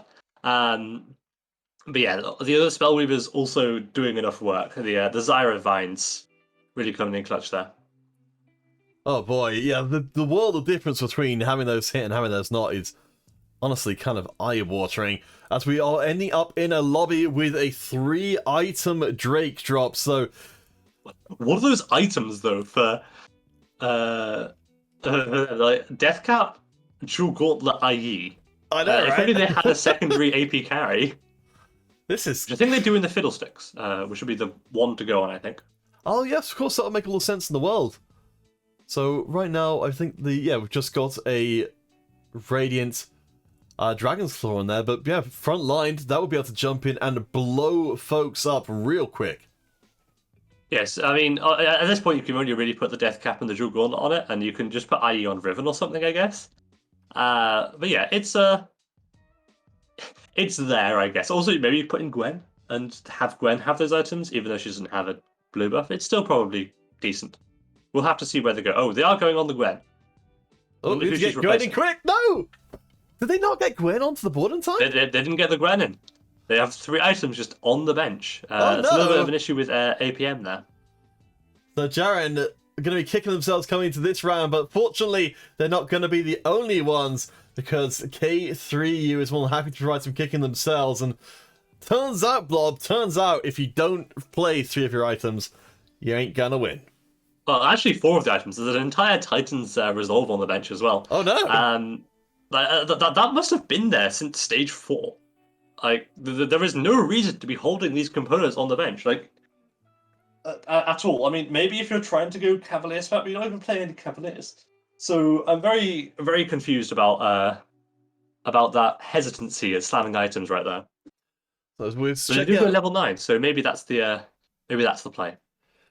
So with D-Wolf, they've got themselves the ability to throw around that Shroud of Stillness with the double AP carry setup here with both the Vel'Koz and the Karma. Looks like they managed to find full use from their Dragon drops as well. Oh, that wasn't a Felios 2 hit just there, so maybe that'll make a difference. That person is still win streaking as well, so that might be a bit tricky for all these AP players to win. Alright, we'll check out Furious Tom if this round ends early. So here is K3U with our friend Lucian, who does manage to take out one of the carries of D-Wolf, but not quite the second. No! Okay, Jax does it before falling over. So that's K3U with another solid win there. Let's see if we can catch the tail end of this fight. As Furious Oh, wait, Tom... that's actually a 6th Aphelios, not a 3rd Aphelios. Will we see Aphelios 3? I doubt it, because the lobby's looking like it's going to end in a few turns. But maybe. There is a chance we do see a 3-star Aphelios in this lobby. Yeah, I mean, well, top 4 very, very close together. Merely 11 points separating first from fourth, so a big loss here could change everything, as all of our players have been struggling to make use of these extra items, unexpected extra items dropping in as last second switch around of all the carries for Furious Tom. They are currently our first place player up against K3U. Oh, that's a front-lined Lucian, which is interesting. It also immediately gets hit by the Teemo, which is a little bit unfortunate. And yeah, hit by everything, in fact. The Dana, the Aphelios, the Akshan, the Teemo. A little bit of a combo there, and yeah, that is the end of K3U. So, what do you think the idea was there, to try and avoid getting assassinated? I assume it was also maybe to avoid getting hit by the Vel'Koz. But yeah, I really don't fully know what the plan was there, but it clearly didn't work. All right, so down to our top 3. Jaren, D-Wolf, and Furious Tom, who is still undefeated coming into our last Ooh, round D-Wolf or two. gets a FOD now, I think. It's gotta be, surely. And we know D-Wolf won't be up to date, but we can maybe check and see if they had on the bench. They did. Yeah. They did have a spatula. But everyone got it from the blessing, right? Oh, of course, we yes, do they see... this is a pretty weird-looking board. They didn't pick up a Volibear. I'm very surprised about them not picking up a Volibear at this point. Volibear is just such a good unit, and like, at this point, did you really need A-Bomb in at this point? I think A-Bomb is worse than Volibear. Like, you just put in the Volibear over the... Honestly, you put in 2 Volibears over Brand and Nunu, and it's probably a better board. Just because multiple Volibear frontline is always really good. Like, look at that CC from the Volibear. It just absolutely destroys this Karma. And yeah, this is not a close fight. I believe they're playing the Ghost of Furious Tom, so maybe D-Wolf can win, but I'd be surprised. Yeah, no, D-Wolf also loses, and that is game over. Holy moly, Furious Tom getting the double kill there to end this out. So that's Tom Fix Live. Tom Fix Live, our player who just did very, very well for themselves. Let's come back to our wonderful faces once more. So I remember to turn my lights back on. Let's see. There we go. Huzzah! So we're just getting our results in now for that last round. We'll see how close we are to ending.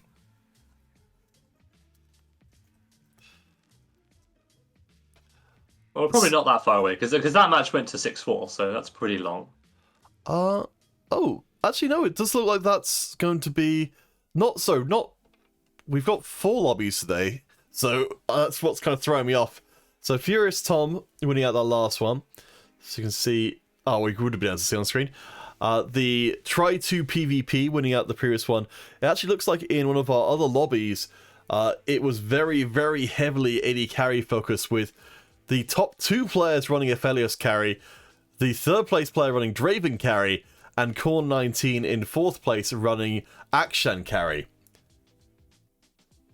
So apparently, it's time for AD carries, Blob. I mean, yeah, as I said, like AD carries are very, very flexible, so people do quite like going them. So that's not too surprising, is it? Alright guys, so we'll be headed to a short break before we come back once again for our final round, which will be at 10 past. So let's get that sorted out. So stick around, and we'll see you guys after the break.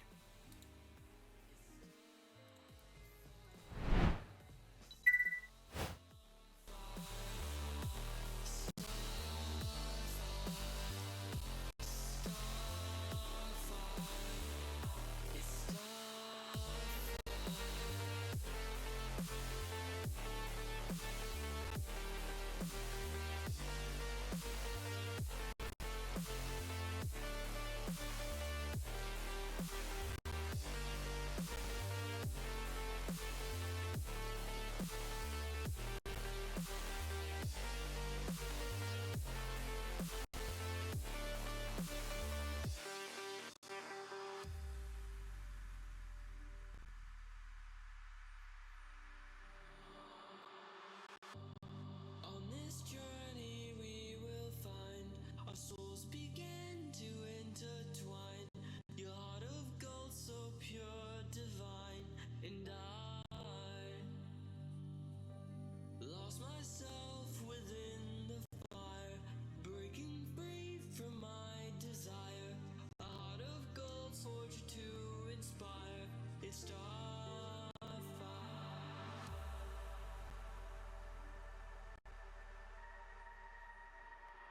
It's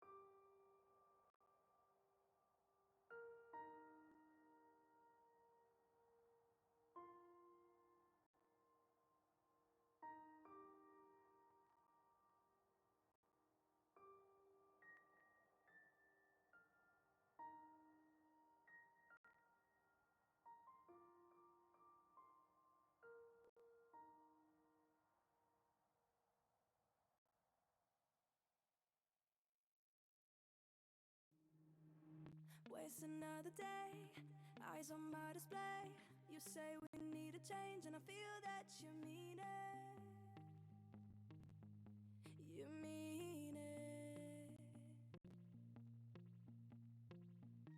But you're so right, we're losing track of time, buying things online, and it's not like we need them. We don't need them. So can we just slow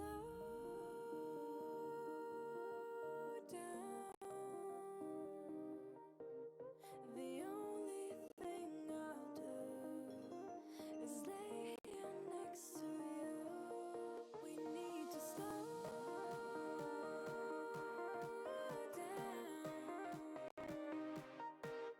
Embrace the love we found. For you and I are safe and sound.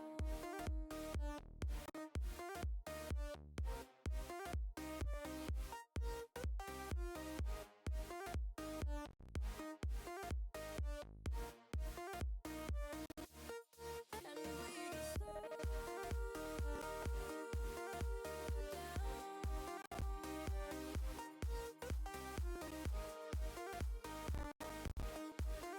For you and I are safe and sound.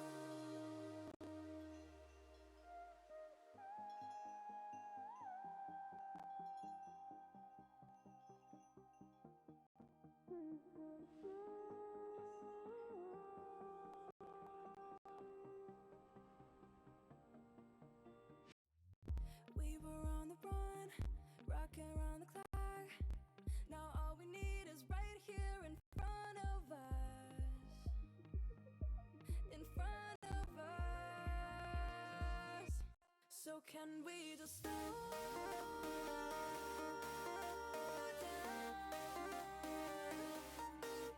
The only thing Howdy, howdy, everybody, and welcome back to Counter's Casual Competition number 22, in which we are just about to head into our final round of play.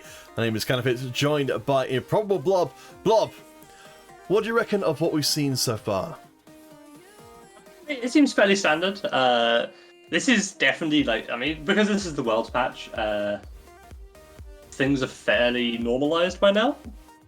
So yeah, this is fairly normal play. People playing good carries, strong boards, all that good stuff. Alright, so I just received notification that I think some of the players we're hoping to get for our last lobby are maybe not able to stream anymore, so I'm just going to have a quick check around and see if we've got one which has got a decent amount of people in it. Let's see. Okay, I'm going to go for lobby 4 again, because I think that's where a lot of our streamer players have ended up. Of course, do bear in mind, of course, everyone who's watching, that our lobby numbers do not relate at all to performance, because everyone is paired up randomly, because, hey, why not, really? And I think we'll have up in our feed in a second. Yes, alright. So, Chucky, I don't believe we've spent any time with them so far. So let's jump in to their POV to start us off. Wah! Well, we're actually starting on the first carousel, and what did they get? Did they get a cloak? If they got a cloak, that's a bit sad. Cloak is probably the worst item in the game. So hopefully they didn't. They did get a cloak. Oh no, that's a bit sad. I mean, it's still workable, especially if you're favoring Jax, because he does quite like going like BT and Hurricane and QSS. So it's definitely a bit awkward, but it's not the end of the world like it used to be. Oh, double cloak. Okay. Well, at least you can slam Dragon Claw. Yeah, I was gonna say, like, presumably that's not too bad early on to have the Dragon's Claw. I mean, it's okay. Like, it's definitely better now that Dragon Claw actually does damage. But you'd rather not get double cloak, I think, is the gist of it. We'll see what else they get, though, because, maybe they get something else that makes it work out. Third cloak. A third cloak, absolutely. That's what we're looking for. They do find a Nunu, which is interesting. I'm not sure if they're going to use the Nunu or not. Like it's definitely an interesting choice because like you've got the option of playing the Nunu. You can play your Rakan and you can pick up this Pike and try and play a Sentinel build. Quite a few options. So who knows what is actually going to happen? Okay, they're going to sort here, which is pretty decent. And now you can try and slam a BT and hope that works. Yeah, it's a bit unfortunate they sold the Vayne and now they find a Varus and a Leona. But oh well. All right, so we've Honestly, got. all these boards that we're looking at seem pretty weak, right? So we can take a look around. So we've got ourselves no synergies at all from Tom. Yurka, who's got themselves an early assassin setup with quite a lot of assassins, to be fair, and sentinels as well. For Chucky, let's see what have they got going on. Yes, they also don't have anything, but they have slammed the Bloodthirst, which will at least, I suspect, soften this loss slightly. Yeah, if they can kill a unit, it's good enough. That's all you can really hope for in this kind of scenario. Yeah, like you're playing a bunch of 1-stars with no synergy. Like, what can you really hope actually happens? As we run away from them again. They again don't get any skirmishes, so it's a very awkward early game for them. All right. Well, with 3 players, I guess we're at the kind of point where I think with 2 or 3 players, we can at least make out what's on the boards to an extent. But who would you like to follow more closely? I mean, I don't really mind. I mean, Tom just hit everything, so they're probably going to be a fairly boring watch, given they're just going to win every round. So how about we go for the bottom left? Bottom left is Jerkrun or Yurka. I don't think we've seen them. We've seen them on other people's POVs, but I don't think we've actually watched their own POV. Because they have a pretty nice setup here with this Kha'Zix too. Although they do immediately go against the enemy, which is just all these 2-stars. It's just going to be impossible to win against. Yeah, so we've got the beginnings of what could be a chug bug composition here for Yurka, but yeah, certainly in terms of what's on right now, I guess Furious Tom lost their initial round before they got their current setup. Yeah, they only hit all their 2-stars like this round. So yeah, they're going to probably 4-streak into neutrals, which is fine. The issue with going chug bug for Jerka is they're already leveled, so they can't. It's a real comp, right? Oh, of course. And if you're playing a real comp, you can't level. Otherwise, your odds just go down too much, and you're just not going to hit. So they're probably just using this Kha'Zix as an item holder for something later. But obviously, IE is kind of just a bad item on its own, so kind of curious where they're going to go with that. So I guess I got the decision to make here between the shielding provided by Vladimir and bringing in Pike to enable that Kha'Zix to do maximum damage. This looks like it's going to be Sentinel as well, so sacrificing a lot of frontline for damage here is Yurka up against someone who has Rum, who I think is maybe not a tournament player, I can't quite remember. Certainly they're new if they are making good use of the Nightbringers early on, and a Vladimir item holder that's holding the central line very well. Yeah, and the play for Jerka here is actually really nice. Because you're trying to lose streak, playing full damage is really quite nice. Because you're probably going to lose, but also you're probably going to kill units, as we saw that Kha'Zix was able to kill there, and like the Sejuani almost went down as well. So it's definitely a weaker board than the previous one, but it might be a better board in terms of being able to kill units. Alright, so Yurka has got first pick of the litter here, decides to go straight for that Brawler's Gloves. So in the early going, we've got, as a 2-4, we actually don't have any undefeated players at all. Virik and Hyperroll on 98 each. They've each lost a round so far. Yeah, that's unusual, but usually what it means is that people will go on 4 streaks by the end. It'll be very, very interesting if no one's streaking at all by the time we get to neutrals. All right, what we're going to see out of this unit here. I do expect it just see a level maybe and put in a Gragas. I have the Although weird maybe idea. they're just trying to lose streak really, really hard and hoping that this board is good enough. I could be super wrong about this, but I don't know why, I have a feeling that's going to turn into a dual gauntlet. Yeah, I was thinking that as well. And from this spot, it looks reasonable to assume that dual gauntlet is going to happen. Obviously, Broad is just not very good in most AD comps. Like, at best, you can get a Rage Blade. So, yeah, dual gauntlet is definitely a reasonable assumption. Well, I suppose, yeah, of course, the whole thing with it being that the assassins have the dual gauntlet spell crit ability built in just for being, or having the assassin trait active. So if that does happen, presumably, that means that Yucca is going to go down a different route than the one they're currently on. Oh, absolutely. This is for sure a item holder. I mean, dual gauntlet is, obviously, because they don't have any mana items, it really points towards, for me, they're going to go towards a Lucian. Also, the Sentinel board helps with that because it means that the pivot is easy. But yeah, I expect a Lucian build from this spot just because it's easy to do. Will make a lot of sense. We've seen a Lucian do pretty well in our previous ones. Of course, yeah, we've got the Sentinels, we've got the Skirmishers.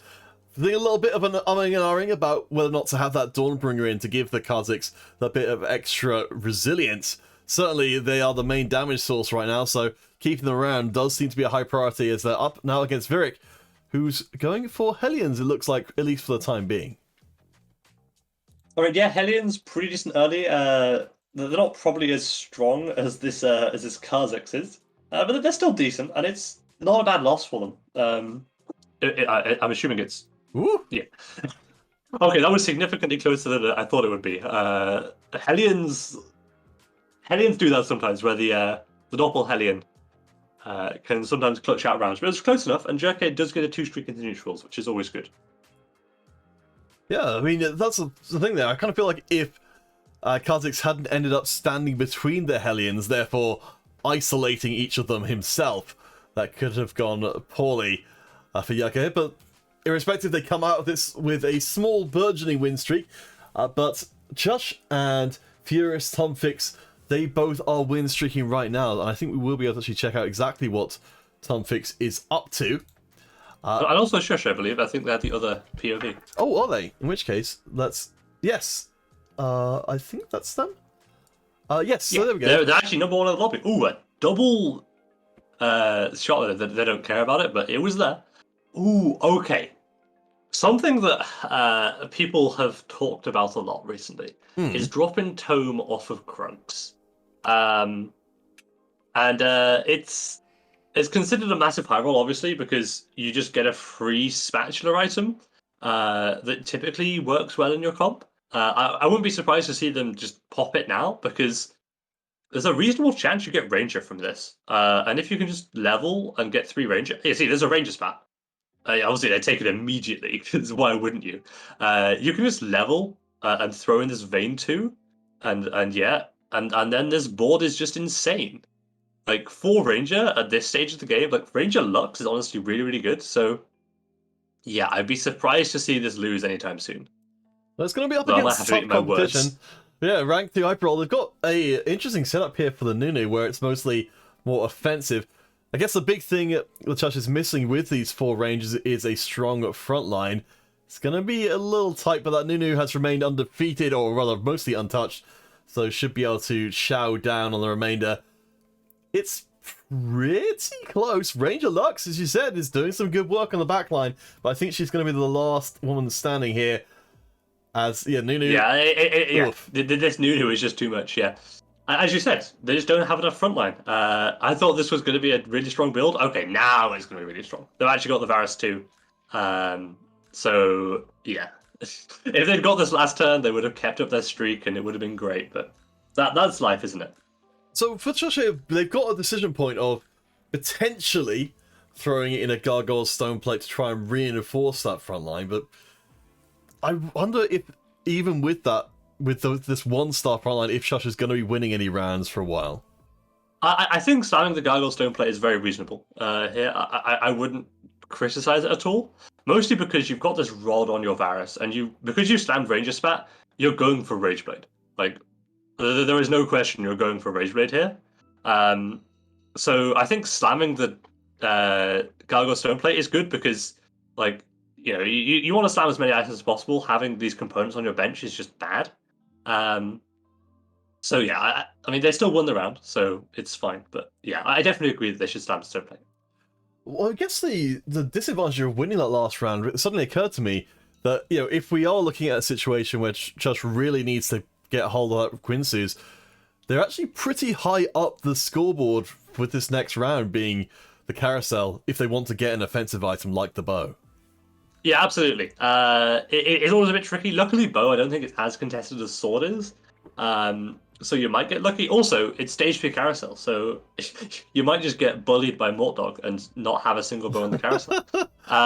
Oh boy, yes. It's very much an option. It's always a bit of a grit your teeth moment when the game plan that suddenly goes that vastly right, but no further slam for Josh. They're going to take their role here. They've got no win streak to protect. Up against, let's see, so an honestly pretty fascinating comp here that's using the Shojin and I guess all of the later game items just being carried by the Udyr, but will not carry them through this round. Yeah, that's just how it works. Actually, very surprised that they're not making money here. Okay, they are making money. Okay, they did make money. Yeah, I mean, Udyr is just a good unit. 2-star Udyr, just give him some stats, it's fine. Mortdog actually blesses her here because there are 3 bows rather than 0. Anyone looking for a cloak is going to be a little bit sad. Don't know who actually looks for a cloak. But yeah, 2 bows, guaranteed to get one. This is a pretty easy setup right now.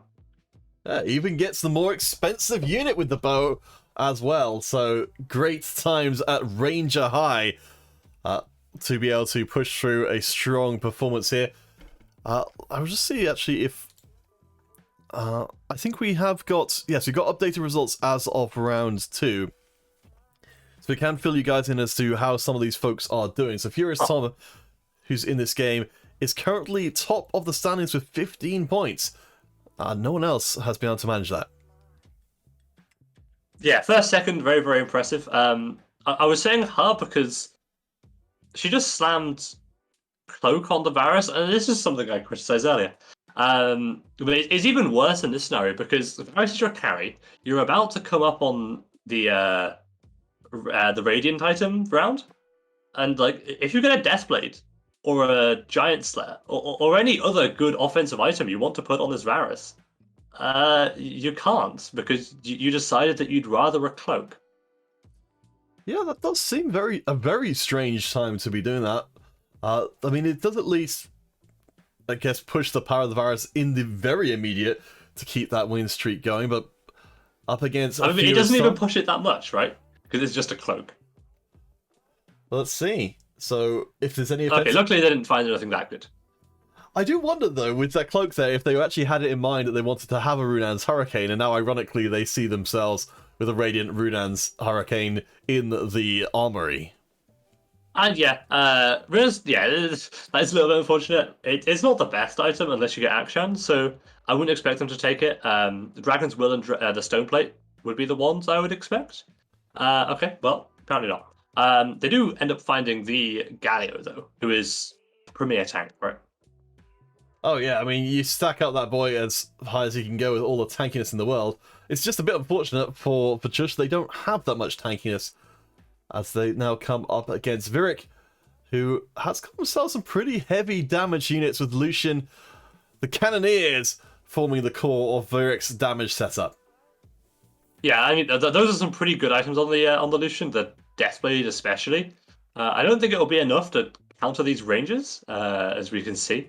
But yeah, it's still strong enough to not lose by too much. Yeah, well, one of the main things, as you just said, is just that this comp needs tankiness, and all the items are offensive. You've got a Ranger Spat, you've got 3 offensive items, you're looking for a 4th one for your Varus, and you've only got like one full defensive item if you slam it, and you haven't. So it's a little bit awkward because if too many offensive items drop here, then they might actually struggle to put together a cohesive team. So I mean, if you're in this position, if you're in Chush's position, Blob, how do you make the best of this situation? How do you try and work around your lack of defensive stats? As oh boy, yep, that was kind of what we were afraid of there. I mean, it's actually not that bad because TG is a decent item to stamina frontline. Like, it can give decent frontline stats. The tier, though, is a bit awkward, for sure. So we've got a chance here to see... I was initially thinking about the Quicksilver for the Varus backline, but you're right, the Thieves' Glove seems like that would put a lot more value into the frontline very quickly. You mentioned Galio can use the AP, can use tanky items, so you're 2 out of 3 for good rolls. It looks like Chush, despite having a 4-win streak, is not going to commit items here. And they're now going up against a Nightbringer setup here with our good friend Vladimir carrying still from the very early going. Yeah. At this stage, I do think Varus has kind of fallen off the Yasuo trying to do his best, and it might be enough. Although this Lux, I think, is going to cause some issues. Shield comes out. It's going to be tight, but no. Oh, not enough. The win streak is gone. I think that's the Thieves' Glove difference. A Thieves' Gloves on your front line probably makes it so that they last that little bit longer and you can actually kill this Yasuo. Alright, so it's going to be reset time, and I think it's probably a good time as any to switch around and find out what everyone else is up to. Let's check in with our almost at the top of the scoreboard. It's me, Tom, who has got themselves a pretty interesting setup here with this collection of what seemingly just strong units. Yeah, it's a strong unit and offensive items. They don't have a single defensive item. Well, I suppose you can consider the Titans a defensive item, but I don't think many people do. And we saw them do this last game where they were like, "Oh, I can play Aphelios," and so here they are playing Aphelios. Interesting that they choose to put the Hodge on there, the Aphelios. Personally, I think the Deathblade is slightly better, and you could put the Hodge Titans on Yasuo. Mostly because later on, you'd rather the healing item go on Akshan than on Aphelios, purely because he's just so obnoxious with his aggro drop. This is still fine, and healing on Aphelios is far from bad. Yeah, I mean, in this case, up against rank 2 Hyperall, there's not too much aggro going on to Aphelios anyway, so should be able to make it to the later part I'm very of the curious about this attack speed carry Nunu. It's working. I guess Yeah, it's working somehow. I don't know, but it's working. So I think tell me if you feel like I'm wrong here, but it feels like that's a Nunu who is a Kale in waiting. I mean, Kale would work. It could be that they move those items to Draven. But yeah, there are a few things. It's just that it's just a Nunu carry, and apparently that's the way forward. Alright, so we haven't looked at Yucca for a little while. So they are on the Assassin Sentinel Revenant train with a 3-item, including a Radiant Rapid Fire Cannon there for the Nocturne, which should keep them out of trouble for the most part, and pumping out that damage. Seems like it's working pretty well. I don't think you could ask for too much more. Yeah, it's working pretty well. They should definitely win this fight. This Vladimir just doesn't have anywhere near enough sustain. The one issue they have here is they only got 3 assassins. They haven't found the 4th one. I'm not sure which one they're missing. I think it might actually be Kha'Zix, which is a bit of an issue. Oh yeah. Well, what they do find is if they can get this Volibear, that would be insanely good because they've already got a belt, so they can just have a Morello Volibear just hanging out and making other people sad. Okay, they don't get it, but it was a chance. I mean, you've got to take account of all of these things, even if most of the time you're going to end up being disappointed.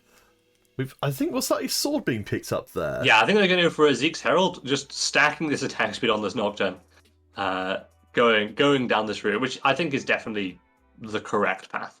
I mean, the only better item to make with belt is a Trap Claw, and all the gloves were gone. So yeah, here we are. All right, a slightly awkward setup here, where we can't quite get everyone the buff we want to. Interesting that so Fiddlesticks has been left out without either buff there. Gonna have to rely entirely on getting resurrected by the Revenant effect to stay alive. Upgrade for Dana.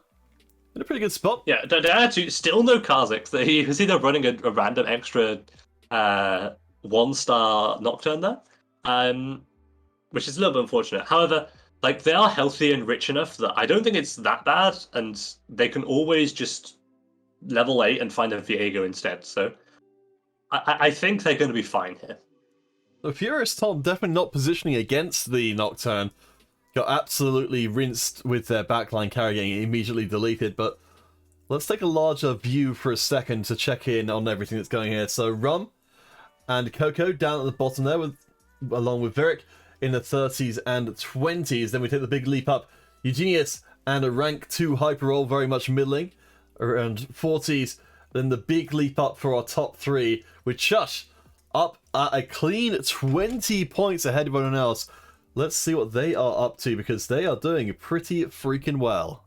They did end up slamming the TG and also a Stoneplate, so a little bit awkward there. But yeah, I think they're doing fine. Like you can see they're actually clumped up to try and avoid the assassins. It didn't work very well, but they tried because the Varus just ended up walking into range of the Nocturne anyway. And it should mean that they kill a few. Yeah, they only get a 5 though, not that bad. Yeah, as soon as we tune into them, they immediately lose. But yeah, Yoke is very, very strong right now, so it's not unreasonable to lose to them. I mean, this does feel like this is starting to become a concern in the lobby as we follow along, as much as the players will be as well. You know, that we're starting to see more and more games now as Yoka's ascendancy begins, and we're seeing the scouting now. The players are taking notice that there is an assassin player who's absolutely eviscerating their backline carries. Yeah, and it's always an issue with assassins is that they require positioning that is so different from everyone else that it's almost never worth doing, because at best it's a 1 in 3 to fight them. So I don't expect people to position that heavily for them, which is a little bit awkward. But you know, that's just how it goes.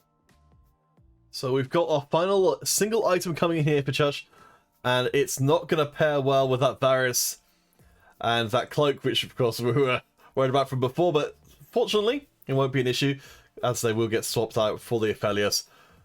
Unfortunately, those full component items don't seem like they pair tremendously well with pretty much anything, but are we going to see a Ranger Draven?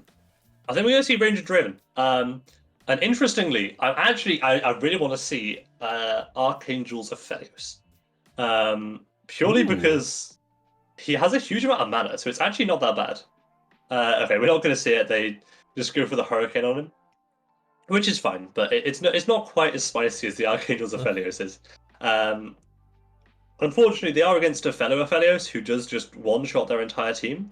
They also have an Akshan who does have those items, which are they're still very powerful on Akshan. So I do expect Tom to be probably the stronger of the 2 Ranger players. That's a 4th Knight, though. Maybe that'll make a difference. Yeah, I mean, that's going to be a chunk of damage away as the final items are put in place. So, for Chuch, big thing right now is we're not seeing a lot of 2-star action from the primary carries on the team. A decent amount of defensive items. And again, you noted the Knight. On the other side, Rum has been taken out of the game in 8th, and Coco may be shortly following them. So we could be swiftly moving towards a brutal conclusion, at least for half the players in the lobby.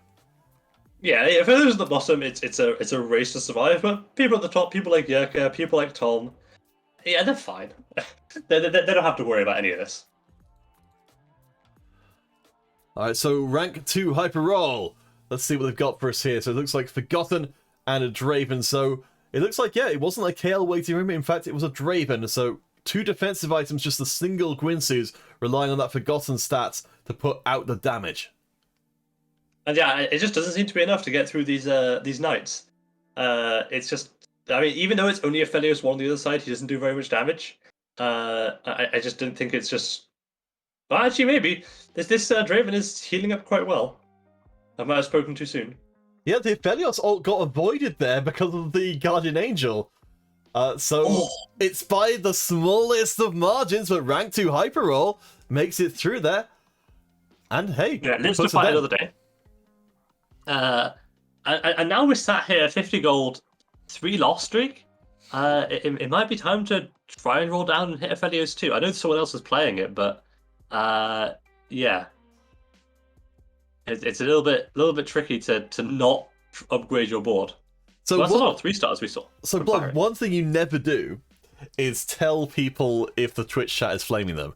So, so thank you, Mojopa, for being behind my predictions. Bear in mind, Blob's predictions are based on actual knowledge. I'm just basing it on what I feel like on any given time. So, Oh no, I base it on what I feel like as well. Don't worry about it. oh, okay. In that case, what I would generally do. Oh well, there you go. Mojo is apparently rank 2 in a hyper roll. Gosh, that's pretty amazing. Maybe we should. No, I think that they are the person called rank 2 hyperroll. Oh, well, that makes more sense. I thought for a second that we had a celebrity in our midst, but hey, guess we'll just have to settle for IMPROBABLEBLOB TFT from Twitch Rivals Flame. I hear they're a pretty big deal. We do still see this Aphelios comp losing though, which is, I think the main issue is that this Aphelios comp is not winning. So I'm kind of curious what their plan is here. They do take another Draven, which maybe is good enough. I think at a level to 9 and roll down there and try and hit Akshan maybe. Or are they just going to roll down at 8 and hope they hit everything? So I have to admit, I realize this is a little bit of a hole in my knowledge here. So Draven with the Runan's Hurricane, are you getting the axe damage off of the Runan's procs? I'm fairly sure you are, because it's just a flat AD buff, so you should. I haven't actually done any experiments to test if you do or not, but I assume you do. My kingdom for clear terminology in TFT. Oh well.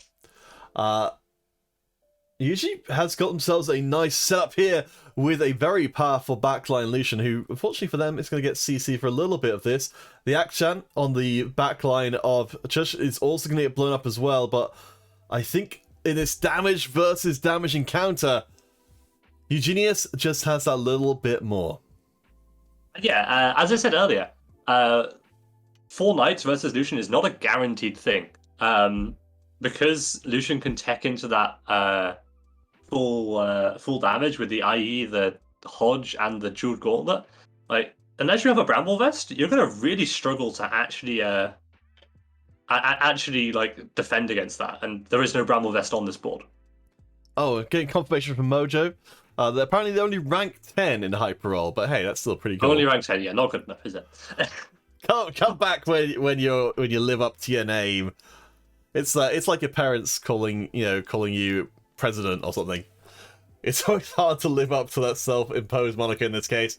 It's up against Yucca, who's of course the assassin we've seen a lot of so far. And actually, it's that rapid fire cannon on the Nocturne allowed them access to the backline to eliminate the Rangers before they really got going. And Shush gets annihilated. Oh my gosh. Just making it to top 4 because Eugenius lost as well, just by 2 HP. Gosh, that was a good comp to not go further. I mean, well, I think the issues were the items on Aphelios weren't that good. Like, Rageblade is fine, BT is okay, and Hurricane kind of bad. But also, as Aphelios won the entire game, she never got the Aphelios 2. Never found an action either. So it was just, yeah, it's just bled out because the comp just wasn't good enough. All right, so let's hop around. Oh, apparently the Mojapa actually did get to rank 1 hyper roll and got given that rank 1 hyper roll at the time in the Discord. So hey, there we go. I do apologize, Mojapa. There's so much stuff I forget, day to day, let alone week to week. I'm trying to make some records so that I have an external brain pack for this kind of stuff, but it's limited. Indeed. So something that is quite funny is Tom is able to hit Aphelios because he has 7 on his board. which is probably why why we were stuck on Aphelios 1 previously. They are against the Renunu comp, I believe, with a 3-star Cavalier set. Ooh, yeah. Which I don't think is going to be good enough because this is... Oh, maybe actually. I was going to say, this is Radiant Giant Slayer, but set, basically acting as an assassin, charging into the backline there. Yeah, well, he did And just... actually beating both players. Wow. Maybe this is the best build in the game. Yeah, well, I mean, it's certainly one which I've been personally looking into and kind of trying to figure out, but I didn't realize that the Dawnbringer spatulas would work quite as well as they have there. But it makes sense if you're getting back a percentage of your health. One more. Furious Tom looking for that failure, so will they find it? They wouldn't have enough money to buy it now, even if they did. So I think they're going to stop Well, there. they can sell a Volibear, right? They wouldn't be able to. I suppose if they're willing to sell their board. And if you hit it in this shop now, you can sell the Volibear. But yeah, like obviously that they're healthy enough that they can afford to lose a couple rounds. You can see that they do clump up here for a full anti-assassin, but it doesn't work because they get exploded instantly anyway. Yeah, this is just what assassins do, and I think even Aphelios 3 is going to struggle against this. It's just one of the things that happens. We can see Yurka is now beating up everybody else in the lobby at the same time. So that's Coco Line taken out after the charge to the early exit. Okay then. All Now right. this makes things interesting, doesn't it? Talk me through Blob. Where do we go from here? How do we make this work for Yurka? Against Yurka. Against Yurka, you just gotta hope your Aphelios goes off in time, essentially.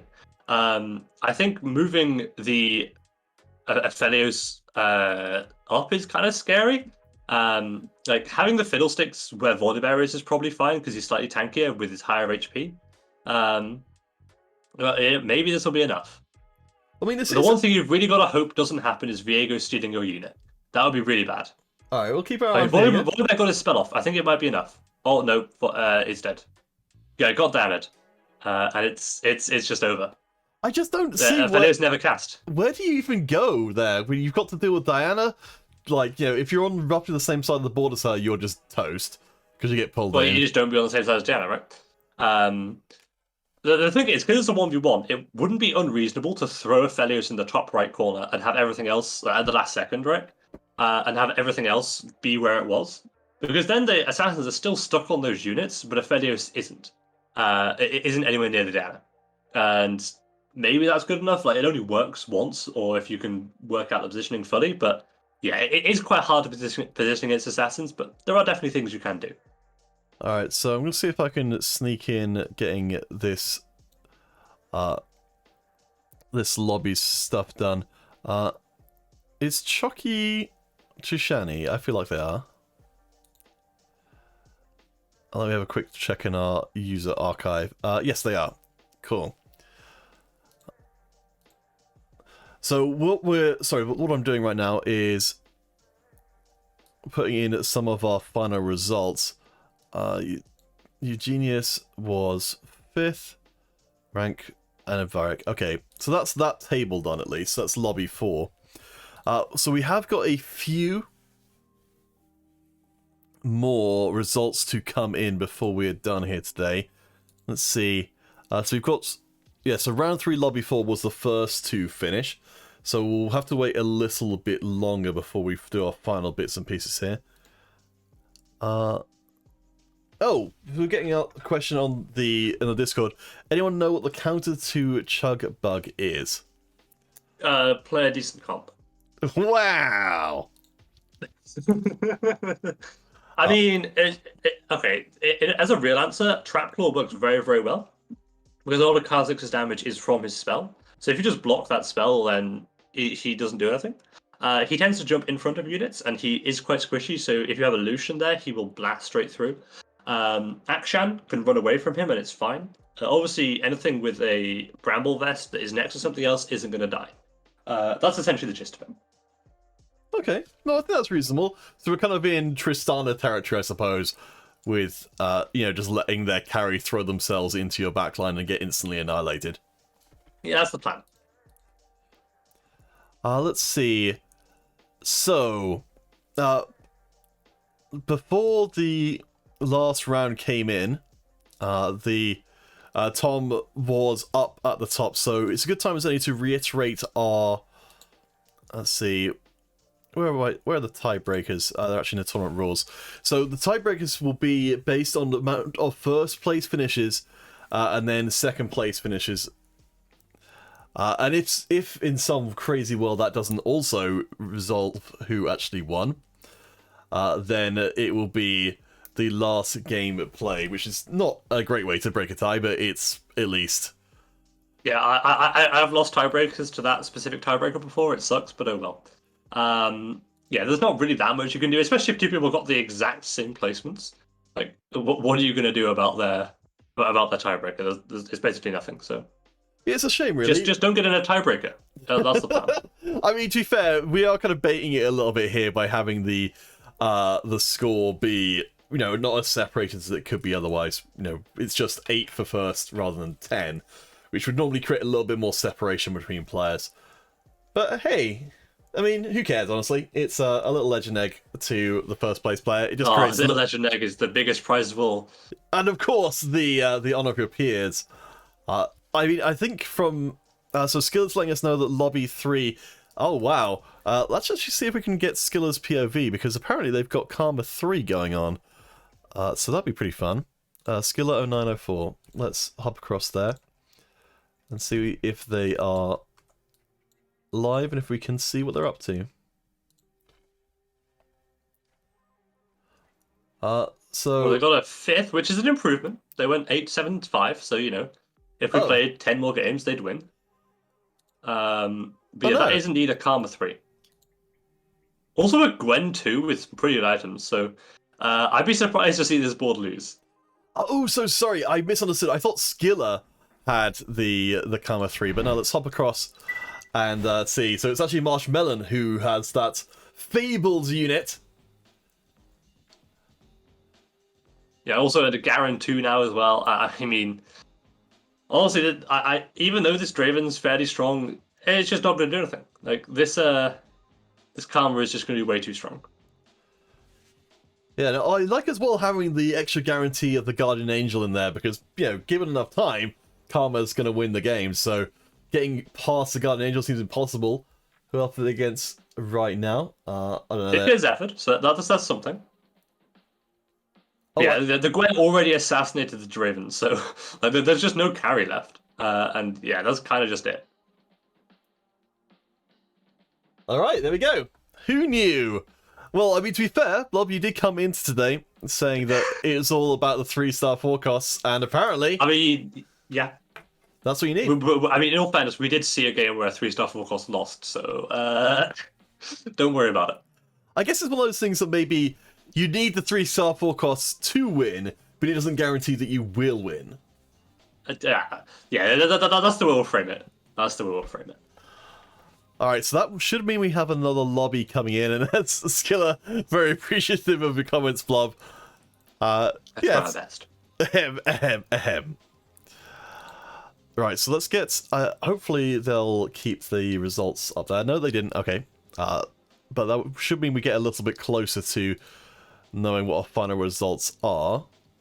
See, so that was Skiller's lobby, and hopefully they post them up. So... Let's see, did they show up in post results here? Not yet. But hopefully soon. And then we'll be able to move a little bit closer forward. So still to come on the stream, our giveaways for today, which will include our winner. We'll of course get a legend. But we'll do a draw from everyone but the winner to see who gets the second little legend egg today. Then we'll start moving on to our other prizes, including our random participation prize of RP. Our streamer prize and our feedback prize. So we've still got time to fill out that server if you haven't done so already. Gosh, we've got 16 people coming back in, so that's great.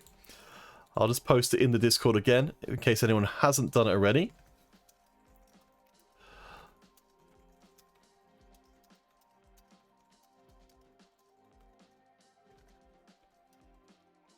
So that's today's feedback form. Bob, do you have any feedback for the players you've seen here today?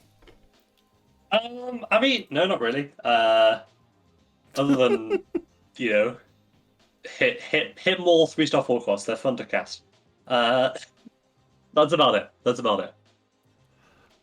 I mean, so to take this on a slightly more serious angle for a second, if players do want to follow your advice and hit the 3-star forecasts, what should they actually be doing? I mean, well, typically you need to just be strong enough in the early game that you can actually get to the point where you can roll for a 3-star forecast. So playing a strong board, killing as many units as you can, getting that eco up far enough that you can just be rolling at level 8 to be hitting these units. It also helps, obviously, in games where you hit multiple Nikos, or load a die from a blessing. But yeah, the main thing is to play a strong enough board so that you're not dead by the time you're rolling. Well, it makes a lot of sense. And we have got the updated results. Let's see if we can bring them up on the stream just because it gives us something to look up. That's exciting. So, Mushmelon, who we saw before from Skiller's Lobby. And thank you, Chef Darren, for the follow. Do bear in mind the survey is just for players who are playing in the competition, because I don't imagine... Well, I don't know. Yeah, you could criticize the casting as well if you really want to. I suppose so. Oh, Eugenius DC'd. Thank you for hosting the stream. That's very kind of you. Let me give you a shout out for all of our TFT streaming friends. Right, so... Oh gosh, we're up to 19 now. Geez. Right, let's get these results in. So, we can talk a little bit about them while we're doing it. So we saw Mushmelon up there with a 3-star karma and a pretty solid setup. So, you know, I guess there's not so much to say about that, but what do you think about Antique Roses, who was in second? I mean, yeah, they have a fairly reasonable comp. It's just Draven, right? Like they hit the Draven 2 with pretty good items. They've hit a Viego 2 as well. It's a fairly standard Draven comp, and yeah, they piloted it well enough. It's just that they ran into someone who high rolled really, really hard. You know what, Blob? It just occurred to me, we've kind of got a problem and a solution at the same time, which is that we've got tables 1 and 2 still going, I believe. But that also means that we've got tables 1 and 2 still going, so we can just go look at them. Ah, what a great solution that is. Haha! There we go, we're all about problem solving here. Oh, no, apparently Yucca's finished. Let's just check Yucca this. was in our lobby. Oh yeah, that's not right. So, sorry, that must be a bit of outdated information. Let's see, who was in lobby 1? Sapphire Mist, I think is a streamer. Emmy Louie is, I think, a streamer as well, so let's take a look. So Sapphire Mist, are you live? Let's see. No. Okay. Oh boy, it's not going so well. Who's the other one? Was it Emmy Louie? Emmy Louie, I'm pretty sure, yes, does have a stream. Let's see if they are live at twitch.tv/Emmy Louie. Maybe! But Twitch has chosen to troll us immediately. Fantastic. Sapphire's game is over. Oh, so question being asked here by Shaq Links. If I'm trying to hit 3-star forecast, should I start my rolls from level 7 or 8? It depends. Obviously, like, people roll at 7 quite often because they're trying to stabilize their board, so you can definitely roll at 7. And just, like, if you roll at 7, hit a Draven 2, like, you know, there you are with your Draven 2, you can then go 8. So rolling at 7 isn't unreasonable. But you shouldn't roll the entire time at 7 just because the odds aren't as good. Poi. So we get a little chance to see what went on in that lobby. So a 7 fan that came in 5th, Sapphire, Emmy Louie, and nice. We're down to almost our final results in. So let's see. So in this lobby, we actually didn't have the 3-star forecast so much. It's actually a 2-star Draven that took the whole thing, with 3-star Vayne coming in second. We didn't see a ton. Well, we of actually Vayne don't know today. because that's a snapshot of a previous of when the 7th person lost. Oh, and was not it? of the final. Yeah, that's what happens. If you're not first, it doesn't show an accurate representation of the final boards. Well, shucks. let's just confirm that against... Oh, it looks like they did actually post up the score. So it was Korn, Akine, Sapphire. Yes, thank you for pointing that out, otherwise I might have missed that. Sapphire, then Fan. Let's bring this up on the stream, and then we can just talk about it a little bit more. So yeah, it looks like the results were kind of... Or the actual comps were okay, but the results themselves were maybe not. So Akine came in second, Sapphire third, 887 fourth, Panda fifth, Naturo, Emi. Okay, there we go. So that's fine. But yeah, so Sapphire missed. That's still a bad screenshot though. We've got someone in sixth. Hmm. Hang on. Let's just go to Lolchess and see if that's right. There we go, everyone. Investigations live on stream. Let's. Okay. So Tom is of the opinion, going back to the previous question about going for these 3-star forecasts, to roll on 7 to stabilize. That's what I said. That's what I meant anyway. Is that unless you're high rolling really, really hard, rolling on 8 is a bit scary if you're not rolling on 7. So I guess you roll on 7, get your 2-star Pelios, and then roll on 8 for the 3-star. Okay, yeah, this ordering is correct. Okay, good. But yeah, no, that could have easily been wrong. So we're just down to one last lobby. So let's see who is streaming in there. So D-Wolf, Stybix. I think, does Stybix stream? Let's see. Well, I know that D-Wolf is sometimes a bit behind on there, but I guess we can give him a try. This is D-Wolf EX. D-Wolf EX will be popping across too. And we'll see if we can grab another person from that lobby who might be streaming to make sure we've got an up-to-date one. So, okay. Oh, if D-Wolf is here, it's definitely overall almost over. We don't have a 3-star Kazakh. We have the choke bug going. That's a 2-star Garen with a Renewer spat as well, which is very scary. Oh, jeez. And then also a Titan's Resolve as well, just for... Yeah. Hey. Yeah, 8 Dawnbringer at 4 Renewer. That is a board and a half. I feel this is about as capped as the chug bug board really gets. Titan Resolve probably on the Garen maybe. They do get 2-star Ivan. Unfortunately, they've got a spare component just on the Ivan and also on the Garen, so like they could have had a spark as well. But oh well. Sometimes you just want these 2-stars. Alright, so this should be over pretty darn soon. Bloodvanger is currently up at the top of the score table, but it's the 2 people on the bottom. Well, that's 2 falls. Oh, that Zephyr actually might have saved we dude there, because it allowed the Aphelios to be out of the way of the bug in question that Kha'Zix actually didn't aggro onto the backline carry because of the Zephyr. Yeah, I mean, that is very good, but also this Garen is still alive. And maybe the Garen is just enough, because yeah, it's going to be Garen versus Akshan, and I think Garen wins these. Yeah, well, Akshan's got no offensive items whatsoever, so I think it's just going to be a matter of time here. There we go. We dude taken down to... Are they dead? Or are they just very close to it? Hopefully we'll get the stream back in a second to know for certain. Oh. I think they're going to die. Oh, no, they're just offline. Okay, well, apparently that lobby's over because D-Wolf just hosted the stream, so thank you, D-Wolf. I guess we'll come back to our beautiful faces once more. As hopefully we'll have ourselves our final results in there. Let's check the Discord and see if that is the case. Let's see, lobby 2, round 3. Yes, those were our final results we're waiting on, so let's get them in.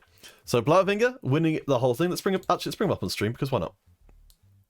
Hooah! And that's not the right one. There we go. Aha!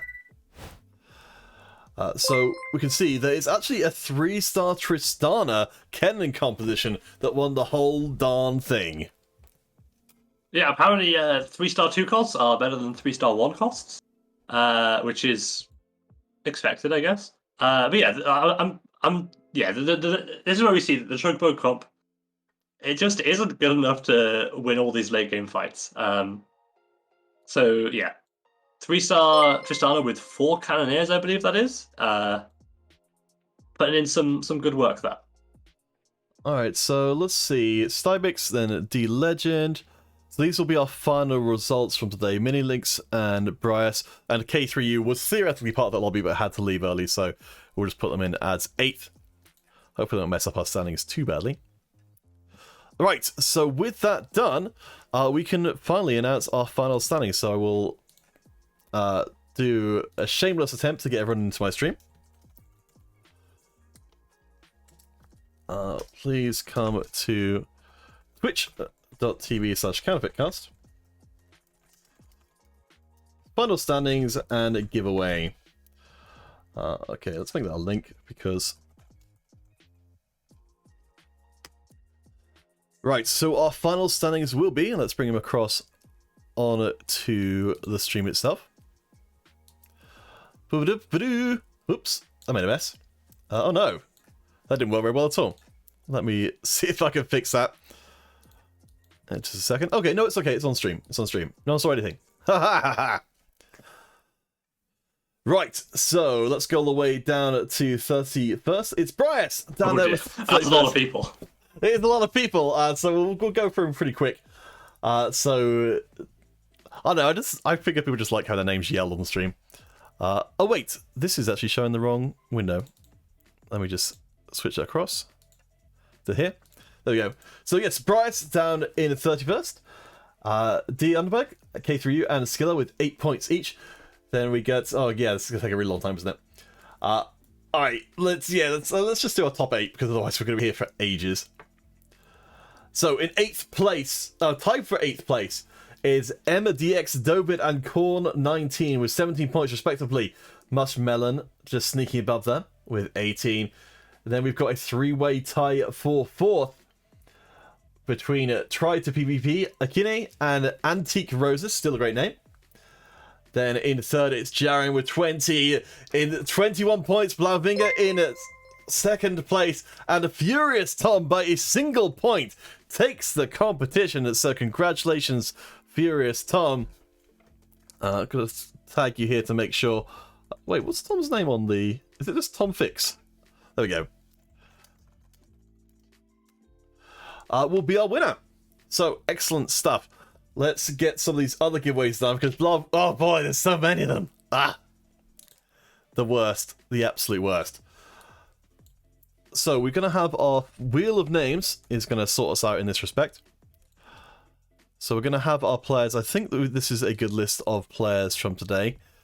So, we're going to stick them in here. We're going to take out our first place winner, just to make sure the love gets spread around a little bit. So that's Tom, Furious Tom Fix. So this will be our little legend giveaway for base, just for turning up. Blob, just so you can feel like you're joining in a little bit, you want to count in the spin start from 3 down to 1. Alright. 3, 2, 1, go. Who's your prediction, Blob? Who's it going to be? A blue name. Oh, almost. I was wrong by quite a bit. Hey. 885 fan. Who is that? That is. Oh, they are known as 885 fan. So 885 fan will be. Yeah, 875 in reference to score someone got in the tournament at one time. Oh, really? Yeah, specifically K3 Soju.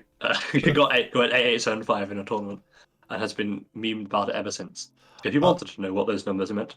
Oh, I'm just gonna check. Just gonna check they're actually playing because I don't see them online anymore. I think I saw them in the games. Were they in the games? Okay, as long as they're in the games. Will be our random little legend winner. All right, so now we're gonna grab the streams for everyone who was streaming. I guess for future ones, I'll try and make sure this is people who actually did stream. But for now, we'll not worry about it. So this will be our RP streamer prize. So we do appreciate every single one who provides streams for us to cast from, because right now, and probably for the foreseeable future, that is the only way which TFT tournaments can function, is by having streams to use. So, Blob, can you count us in for our streamer prize today? 3, 2, 1. Who's it going to be, Blob? Predictions now. Oh, I'm gonna go for a yellow name. Oh, could you be right? Yay! All right, Emmy Louie, congratulations. It's our streamer prize winner. Please DM me your I guess for everyone, yes, everyone who's winning a prize here, just DM me so I don't forget to actually send them out. So that's our streamer prize winner. Who else have we got? So first place, of course, we don't need to determine by any rolling. So that means we've got, our feedback winners. Right. So let me get that sorted out now. So I think we've had a decent amount of people providing feedback. So let's... 24 responses, geez. Alright, and let's pump those into a spreadsheet to make life easier. And, okay. It looks like everyone has provided feedback in there, so that's nice of them. So this will be our final giveaway today. It will be our RP feedback winner. Blob, could you count us in for the final time today? Alright, 1. Go. What colours are going to be, Blob? You want the one? Green. Oh. No. Well, Jaren, congratulations on being our feedback winner. Let's put that in the chat so again, I don't forget.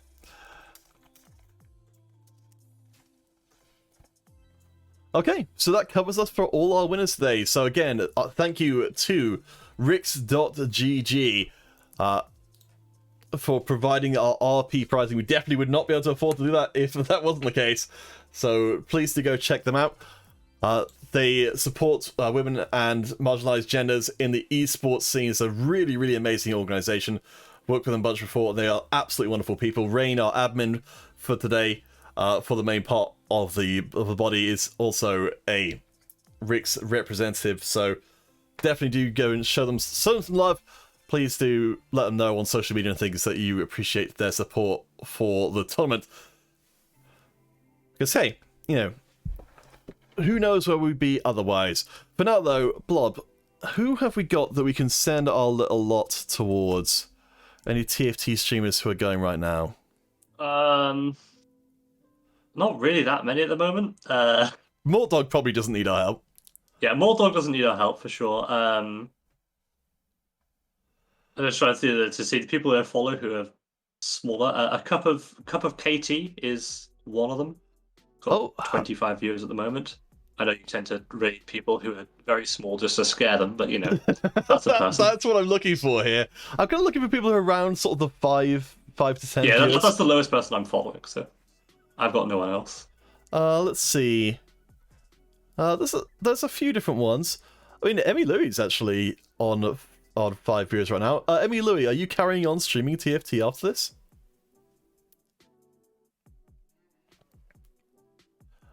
Mortdog could get us some visibility.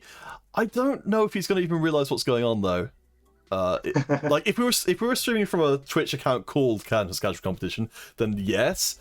Other is he'd probably just be like thanks and then move on without realizing that was about. Okay, let's see if we can find someone who's vibing chess. Let's see. I'm just going to have a quick check into Pomi plays and see if they are... okay. Yeah, let's give them a try. So I do bear in mind the people I tend to raid here, I don't necessarily have... haven't met them before. So your mileage may vary. But hey.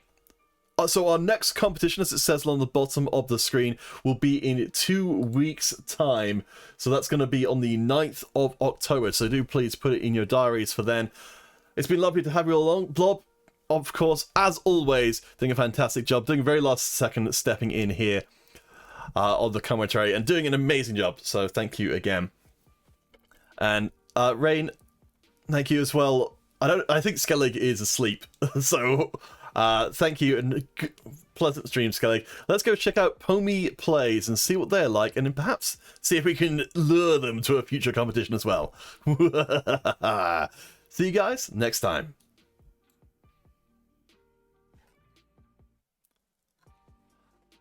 All right, we are off. All right, fair enough. Well, thank you for.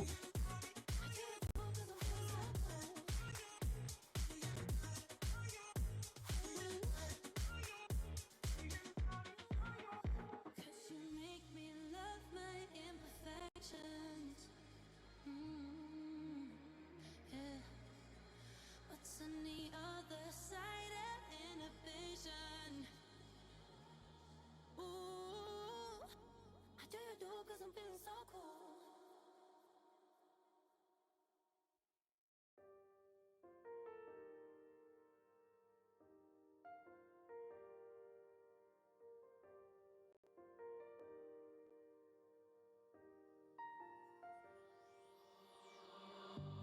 On this journey we will find our souls begin to intertwine. Your heart of gold so pure, divine, and I lost myself within the fire, breaking free from my desire. A heart of gold forged to inspire. It's starfire.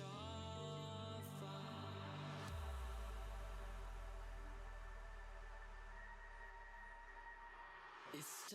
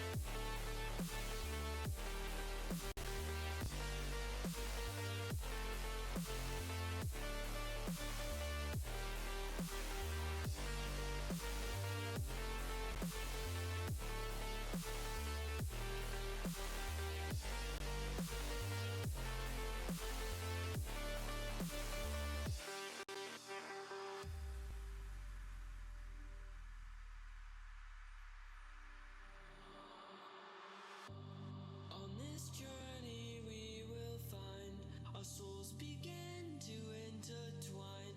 Your heart of gold so pure, divine, and I lost myself within the fire, breaking free from my desire. A heart of gold forged to inspire. It's starfire.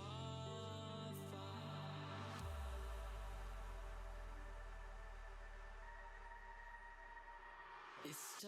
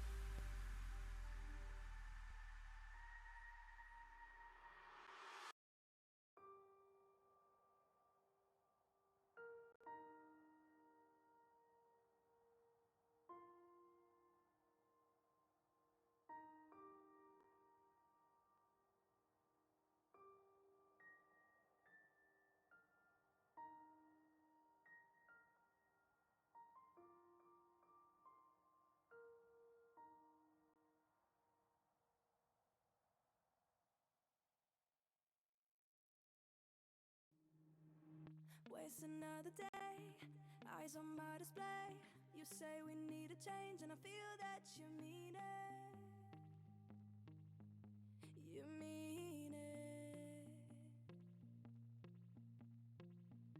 But you're so right, we're losing track of time, buying things online, and it's not like we need them. we don't need them. So can we just slow